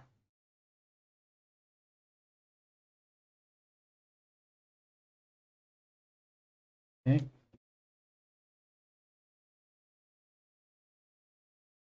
The person just standing like that. You know, where else can we put in some details? The stem of this umbrella, like these stems, you know, there could be some darkness in here behind the figures, especially. Oh, kind of looks like hair now, person's hair. And, you know, there's some doorways and things of the buildings off in the back as well. So I'm going to just indicate a bit of that. Color in some of the shirts and the things like that of these figures. Now, again, we don't have to do this all right now. We can save it for the watercolors. This is just preference. I want to do it, just feel like doing it. Yeah, a bit more of that building, the top of that building. A bit of shadow underneath that edge there. Might come back to haunt me. Overdone it. Ah, cool. I think that looks all right. I think we get started on the painting and just put some color, put some a bit of color into it. But I had fun drawing that, especially like the people. So, how are we all doing? Let's have a look. V says this is actually a fun sketch, and so glad you chose it. Yeah. I'm glad this one looks a lot better than the previous one I did. I do prefer doing the line and wash ones, so yeah, good that you like it as well. And Dalcini says the people in my sketch all look like little insects, but it's so much fun. Need to work on my sketching.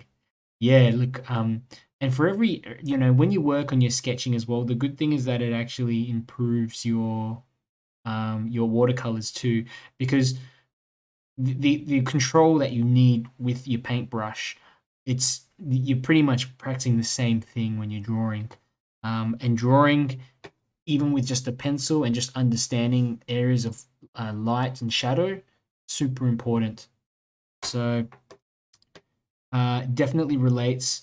Definitely relates. I think a lot of people skip drawing and they struggle with painting because painting assumes that you have a general understanding of tone, of you know, of your color, but perspective as well, and just how to draw different things, different people, different buildings, shapes, simplifying things down.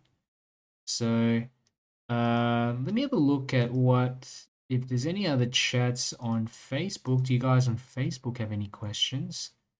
Let me know if you do, or any comments. If you're following along, I've got so many windows opened up. I don't even know what I'm looking at anymore. It's getting pretty dark here in Melbourne as well. Yeah, I must look a bit funny in the video. There's no lights on. Just turn the lights on.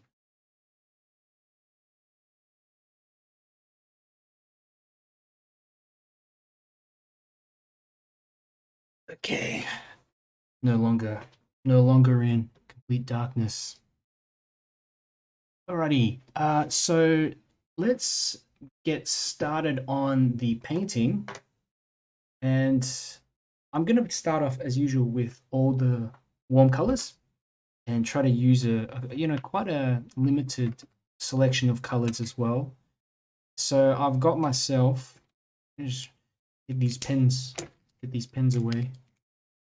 Getting a bit disorganized. Pens all over the place.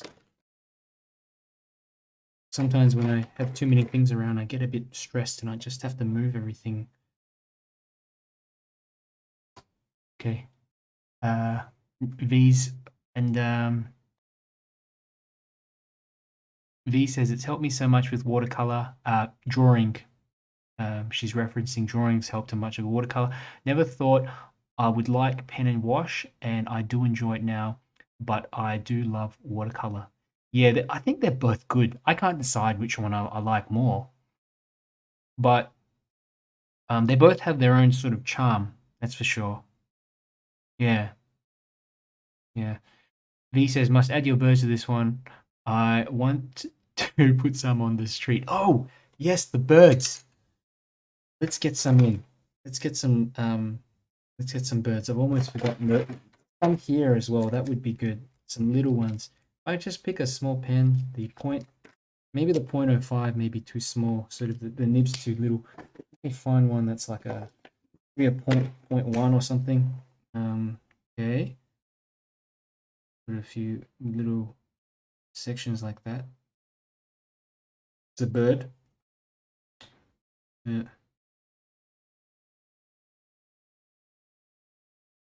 And it's how you sort of draw them in. You just gotta estimate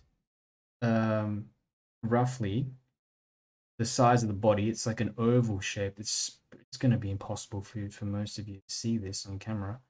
But the body is kind of like an oval shape, and the rest, and then there's a couple of legs that just pop out. I did a little demonstration. You can watch some of my other videos. I actually did a little demonstration on how I drew how to draw these birds in. But you can also just look at a reference picture and give that a go. But just be careful. Don't make them too big. Don't make them too big, and make sure they got beaks on them. Otherwise, they'll look like rats. So, for example, we look at this person here standing up. This person standing up here. The bird is, roughly the size of that person's foot. If I drew that bird, halfway across, halfway up the person's foot, it's going to look like a dog or something scary. So that's what I mean by just making sure like everything has to be in proportion with each other. See, that bird's kind of right next to that person's foot. That makes sense, yeah. Another one here. We can have a few more here, just scribbled in, kind of just pecking around and doing whatever birds do. And another tip is just to keep them pretty dispersed randomly as well, so don't put them all in the same spot. Yeah, cool. I think this is okay. I think that does it. Helps to fill up this area of the foreground so that we've got something going on in here without, yeah, just something going on in here. Right, now let's get some color in this scene, and I will pick up some, where's my brush? Got a number 8 brush, but I want to grab the number 10, and we will put in all the warm colors. Lindsay's asking perspective lines. Should we put in perspective lines? You can, yeah, certainly can do them at this point. Yeah, or you can do them later, or you can do them now. I'll just show you what you want to do. If you're going to do them now, pick a pen, like a slightly thicker pen, maybe like a 0.5. But I sort of scratch it in halfway, like sideways, so that I don't have a really strong line on the ground. So we want to pick an area on the horizon line just about here. Okay, and then we're going to get lines that are going, kind of emanating from that point of that horizon line there. Runs through the page like this. There we go, and just get there on the ground. And then we can do the other ones as well, like this, like this. It's something you certainly, I'm going to redo this later actually in watercolors, but it's just something that you can do like that. Pretty basic.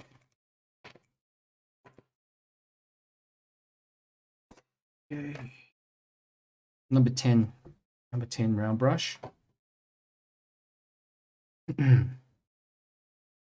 Let's get in some warm colors. I'm going to stick with this kind of quinacridone yellow. It's a color called Australian red gold. Interesting enough. And it's dilutes down to this lovely yellow. When you put it on straight, it looks almost like goes pretty dark. But it's an interesting yellow. It certainly goes has quite a range for yellow.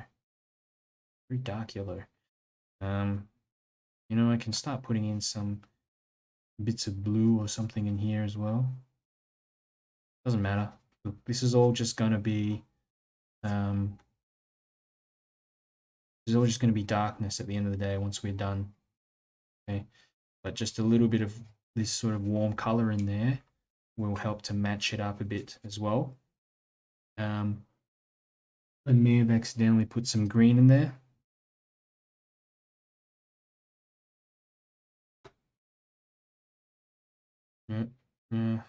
Leave the person's head there. Oops, just gone over it just after I said. Bit of blue, maybe blue, contrast a bit more of the house and the building. These buildings, I'm going to go this quinacridone yellow. Okay, this I want to try to use a limited sort of palette for these areas. A little bit there coming up, and in the building, you know, again, just spread that upwards. It's such a amazing color. Just a little bit just goes such a long way. I think quinacridones were invented for the manufacturing industry. It's a synthetic yellow. That's for sure. Very, very vibrant. It goes a long way. More, you know, I'm using, you know, quite a limited palette for this, okay? Just a bit of cerulean blue here, a bit of neutral tint. And the rest of this is just yellow. This quinacridone yellow. You can even, yeah, you could put a bit of orange at the bottom of this one if you wanted, just a tiny bit of orange there. These umbrellas, though, they normally come in, you know, Naples yellow. Let's put in some Naples yellow in there. As long as it's warm, as long as you've got warm colors, you'll be okay. Don't stress too much about the exact color you're using. Think of it more as warm and cool colors, and you will be fine. And we got to put the ground in as well, of course. Bit of yellow here for the ground. Carry that down. This here, fantastic. Just this quinacridone yellow sort of color coming across. It's amazing color. It's like yeah, it's a very golden sort of color. Little goes a long way. So, you know, remember to leave out some of the figures too, so we can get some more color, different colors running through them, not just all the same. Okay, Down the front, I also have darkened off a little there. Let me just mix up a bit more neutral tint. I think I've accidentally got a bit of green in there. Okay, there we go. Fantastic. Good. Now the sky, we're just going to put in a light wash of cerulean blue, or you can use other colors, like if you want to experiment with some lavender or something like that, or just another blue, just put that in. I've got a bit of manganese blue hue. You can drop that in, something like that. I've got a combination of things in here actually. Just a light wash of blue, that's all I want though. Another thing you can do, you can actually wet the sky first. I don't know if I've got enough space to do this yet. It's probably not going to work now because I've already got in most of it. But yeah, if I wet, say, this area of the sky, okay, no color in there, doesn't look like it really. Now if I pick up some blue and drop it in, let it spread, we've got ourselves also just some sky kind of effects. So, you also notice some of this orange, yellow kind of blending in with the sky. Let it blend. It will be fine. It actually helps, looks better because it blends and looks more natural. I'm granulating these colors, these blues, or granulating blues to get a bit of this effect. Okay. So we've pretty much got paint on most areas of the scene now. And the last thing I like to do is get a bit of color in for the figures. So if I can just pick up some, for this one here, I might just go with a bit of lavender. Let's put some lavender over that one, just like that. Okay, and then we'll go some green or this color here for that figure there. Bit of green for this one. I've got a bit of purple that I can put in for this one. Purple pants. Nothing wrong with purple pants. And the rest of them, look, it's just a matter of getting a little color, a little in there. But you can leave some of them white as well, maybe wearing white shirts or stuff like that. So we'll leave this that figure at the bottom here and make it look like that little girl's got no white shirt on. Also, what I like to do is just add in a bit of color for the flesh tones. We can pick up different colors. Yeah, it just depends on what sort of flesh tone you want to convey. I mean, this one I've just put a bit of pink and a bit of neutral tint together. Have a look. Bit here for the face. I'm going to use a smaller brush. That brush is too big. Okay. Bit of red here. This one. Just little bits for the arms and the faces, especially. I think that makes quite a difference to what we have going on. 𝗢𝗙𝗙𝗢𝗡. Like that. Okay, good. So that's looking fine. This area here, I think I'll also just darken that off a little bit. We'll add a little wash of color on top like this. Oops, I've gone over that little girl. We'll be okay. I can always use a bit of white wash to bring back some of the whites as well. So let's give this a quick dry and finish it off. We should be done in hopefully about 15.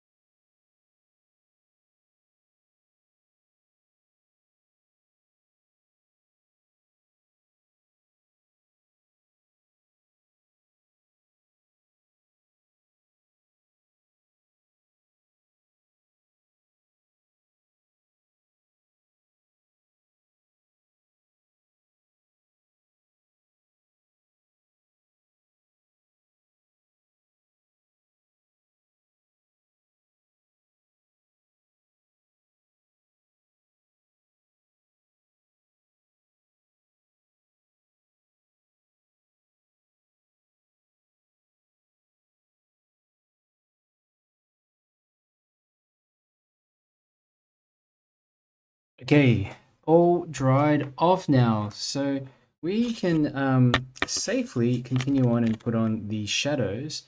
I'm just trying to get a bit more light on the scene. I hope that looks okay. Let me just move the light a bit closer. I was noticing that the picture was slightly darker than normal, so uh, should be okay now. He says, I have New 𝗪𝗪𝗪 by Winsor and Newton. It was the closest I could find to quinacridone gold. I'll have to get some after the holidays. Yeah, it's a really interesting, it's an interesting color. It's not 100% necessary though, V, but it does look quite beautiful, I have to say. It's extremely vibrant. Um, kind of color. It's almost between, yeah, it's like a golden, orangey, yellow. The Yeah, it does make everything pop for sure, especially once we put in these shadows. So let's go ahead and do that. And V says my tints just seem to blend in too much and not really seeing them. Your tints. What do you mean tints? Like the umbrellas, or they need painted, but what color for those? Uh, what do you mean? What do you mean by tense? Uh, it's all right. So I'll wait for you to type back V, but I'm gonna continue on with the shadows for everything, and we're gonna use we're basically going to use um, a bit of neutral tint, or we can use some Payne's grey. Any dark color, you can mix up a grey by mixing your three primaries together: red, green, and sorry, green. What am I talking about? Red, yellow, and blue.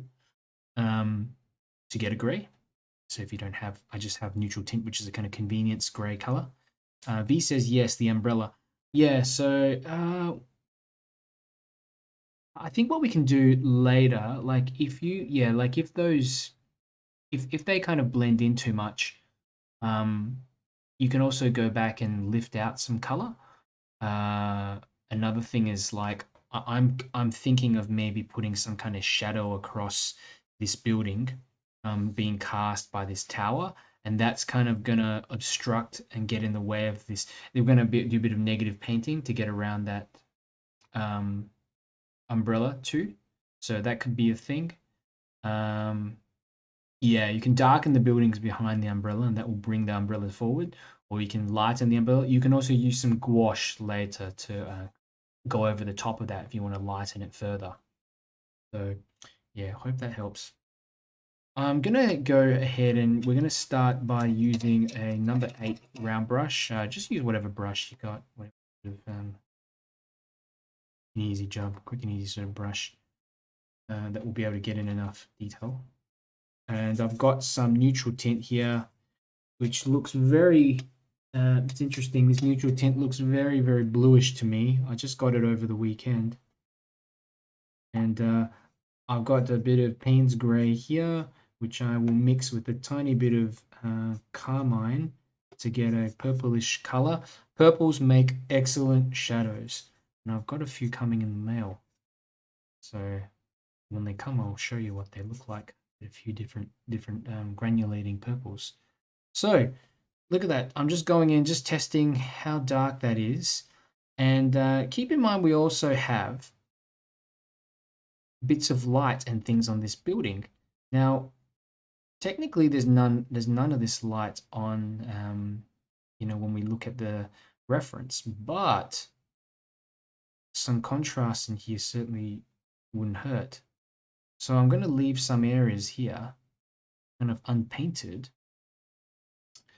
and that will hopefully imply some extra detail and also create a sense of texture on the building. So if you see here, just bits where I've run the brush over, but I haven't completely painted, you'll notice that there it kind of kind of creates this sort of effect there. Adds a bit of texture, shows that previous layer of color in there. So, you know, we've done all that work painting all those light bits on there, so we don't want to get rid of it. Not all of it anyway. This edge on the top as well, we're going to go through little bits, but I'm leaving some of it in there. Okay, a little bit. The rest of this is a kind of purplish color. We'll come down here. You know, some of these doors they're just too light as well, so we can just go around the edges of them and scratch in a bit of this detail like that. That there. And question is it dark enough, this area? $1 million question. So the building's got to be a bit darker than the shadows.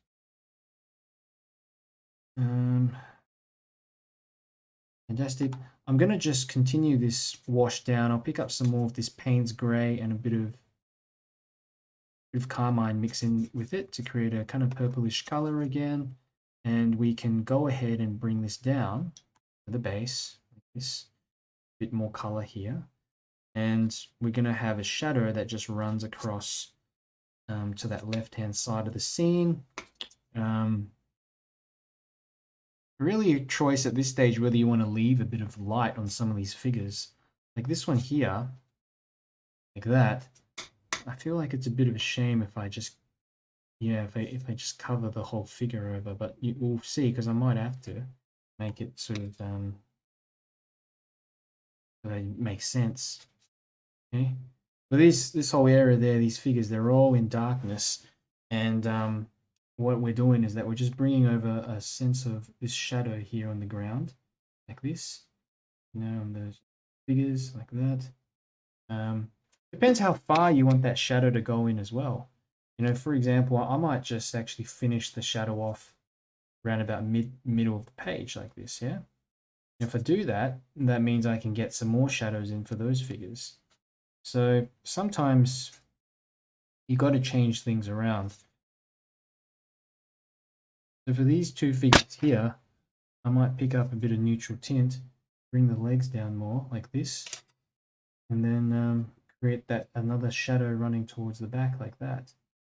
Okay, two figures here, there's one here, there's one here. Also running towards, shadows running towards that left-hand side. This shadow here in the foreground might go all the way to the left, a little bit further to the left. Okay.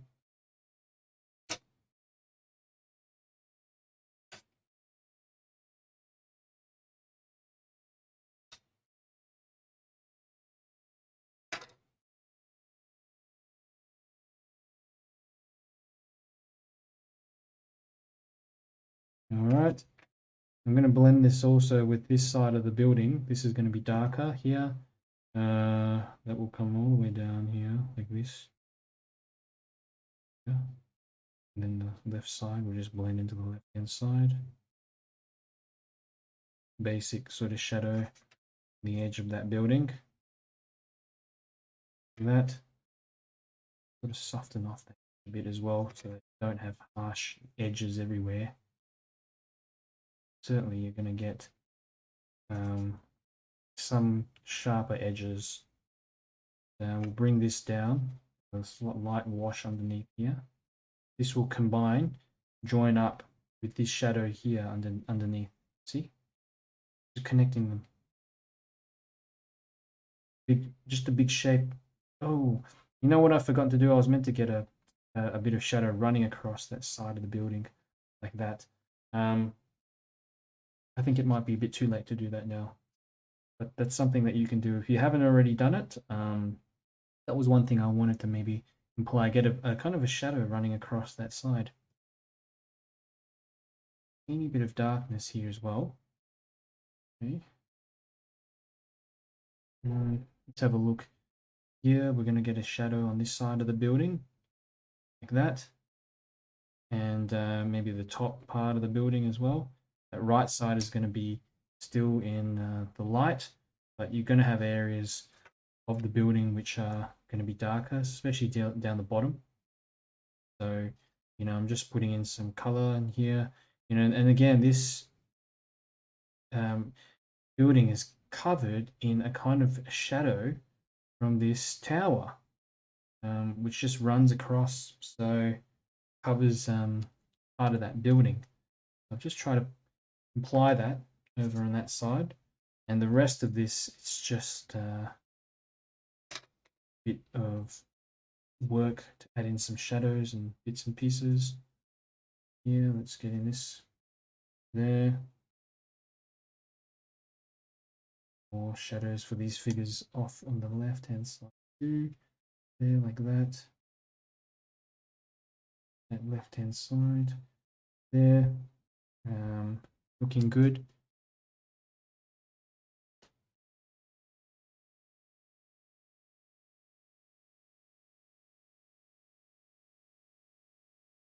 Okay.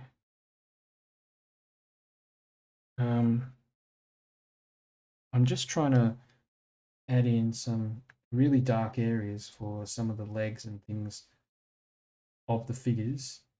Kind of hard to see because to me it all just looks pretty glary with the way that the light's set up. But what I want to do is just create a bit more darkness around the legs, especially some of these ones here in the foreground. If we can just get some wet and wet stuff happening too.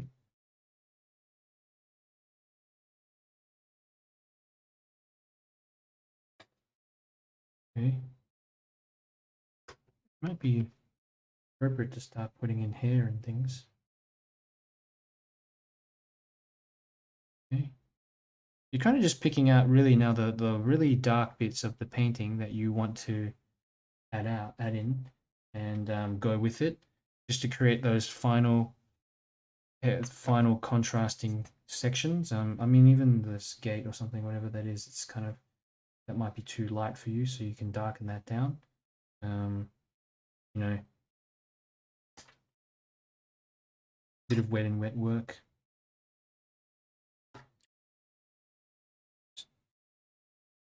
Done here. Lift off. Okay, good. Look, I think this kind of looks all right. It's got elements, and we've got a strong element of light here, and light and shadows, and the birds, of course, on the ground as well. You know, you can start to put in some of the details of the birds, just a tiny dot of color. That's all I'd recommend. Just a little light wash of color, because there's still going to be, these birds are in the light. Going to be pretty. Not going to be too much contrast with them. Little brush, a little brush. I have. But we should be able to finish this off in a few more minutes. I always go into it later and try to add maybe some little bits and pieces that I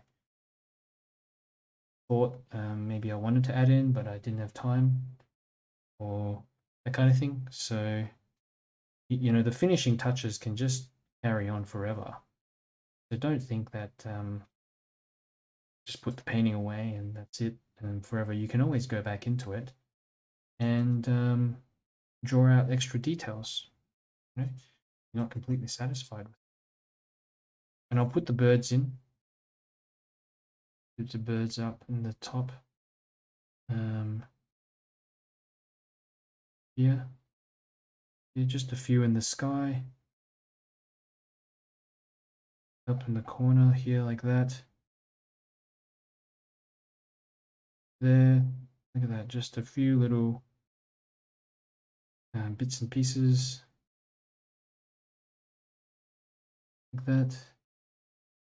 Especially near the top of the tower. You know how birds always kind of hang around the tops of towers. I don't know what they're doing there, but something, I guess. Do here. pick out some of these white bits of the sky that you've kind of skipped over the paper, and you can add them in like that. Okay. I think that looks all right. Like I said, I'm probably going to go in there later and add a bit more detail. Yeah, probably add a bit more detail in later, but or not. You know, another thing you can do is if you've got some white gouache, you can use that to bring out some highlights and things in the people. So I do use a white pen, white pigment liner, and that helps as well. Okay. I just read your message, V. V says the umbrellas look like Chinese hats over the heads of people of yours. Yeah. Yeah, so I think we're more or less finished. Like I said, I can just keep on going, and also look at it overnight. If you're not happy with what you've painted, don't look at the reference picture. That's the don't start comparing it to the reference and start thinking it doesn't look like the reference, this and that. Wait, put it away, and look at it the next day, and I'm sure you'll find something that you like about it. B says it's amazing how this time you made it feel like I'm part of the crowd walking in that painting. It's really exceptional. Well, yeah, I don't know. It wasn't really my intention, but it's nice to know that. And I haven't traveled to this location before, but I do have a bunch of travel photos. When I did a trip around Russia and Europe back in 2019, and I've got a bunch of photos, like tons of them that I took. So I was thinking I might actually just use those for some of my next lives, and I can talk a bit about the area and just what I saw, some of my experiences as well. So it could be a bit like a crossover travel slash painting session, because I don't know these place. Well, I don't know this place, but it does seem like a really awesome place to visit one day. Um, gotta wait. Also, gotta wait for all this to dry. When it hasn't dried, it just looks weird. It just has this sheen to the paper, and you can't tell whether it's um whether it's dried. It just looks just out of place. That sheen on top of that sheet of paper before it dries, that sort of matte color, it's kind of worrying for people at times. And I remember when I was starting out, I used to just try to fiddle with it and change it around and this and that and this and that, and suddenly the whole thing just turns to some unrecognizable mess. So be intentional with the colors you put in, measure and estimate the proportion of pigment to water, go in, put it in there, and just leave it. Just let it dry. Don't start fiddling around too much. You start upsetting the previous mixes, things like that. So just my 2 cents. I think that looks okay. I'm more happy with this one than I am with the last one. Um, I got a scene that's kind of similar to this, like a Venice scene.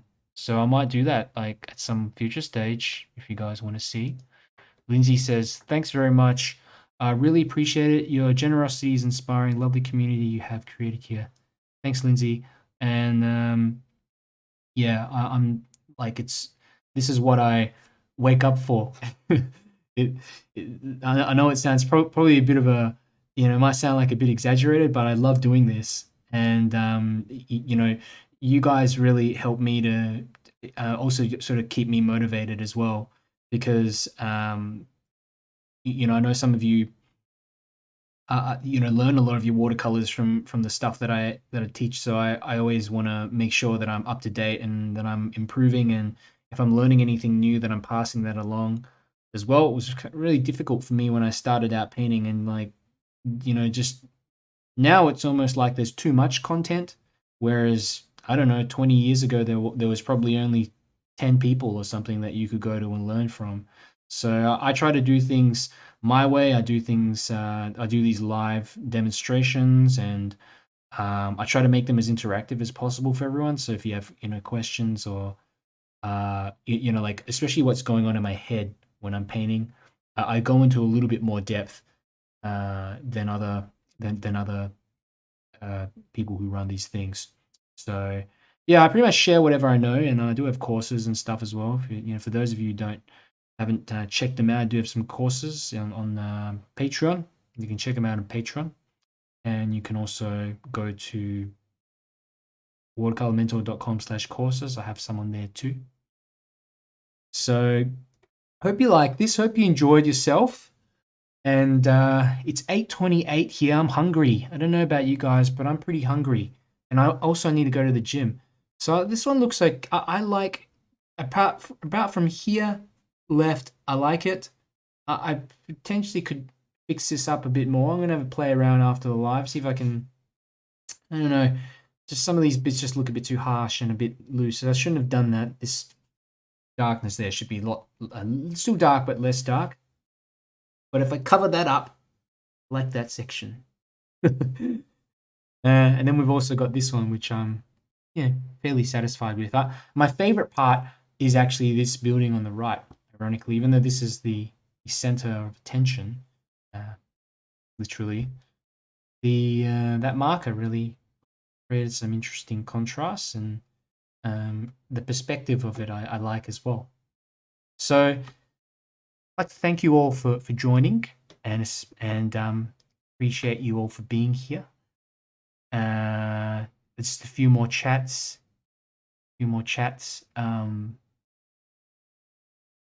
Yep. V says, I'm an amazing teacher and good at getting me through the learning curves. But the content out there is not always good enough to help someone new to watercolor. Trust me, I know. Awesome. Yeah, look, I just, I give out whatever I know, and I think at the end of the day, I enjoy. I'd never thought that it would be something that I'd enjoy, but like the teaching aspect of it's been is interesting for me as well. But I never thought of myself as a teacher, so I think I found something that is really rewarding and allows me also to share how I paint. And one of the most rewarding things is when I see some of my students and they come out with their own paintings and they post them, and it's just amazing. It's just amazing. I wake up and I just have a look at some of the paintings that people post from the lives, and just the feedback. It's very rewarding. So thank you so much. We'll probably end this one if there's no other questions, or if you have a question, certainly let me know now, or you can message after. The problem afterwards is that sometimes I don't get a chance to look at them because I'm either making some new video or trying to work on the next live. But thank you so much for coming along. We'll see you all. There's another one coming up on Saturday, so Friday or Saturday, depending on where you are. So I'll catch you then. Thank you, everyone.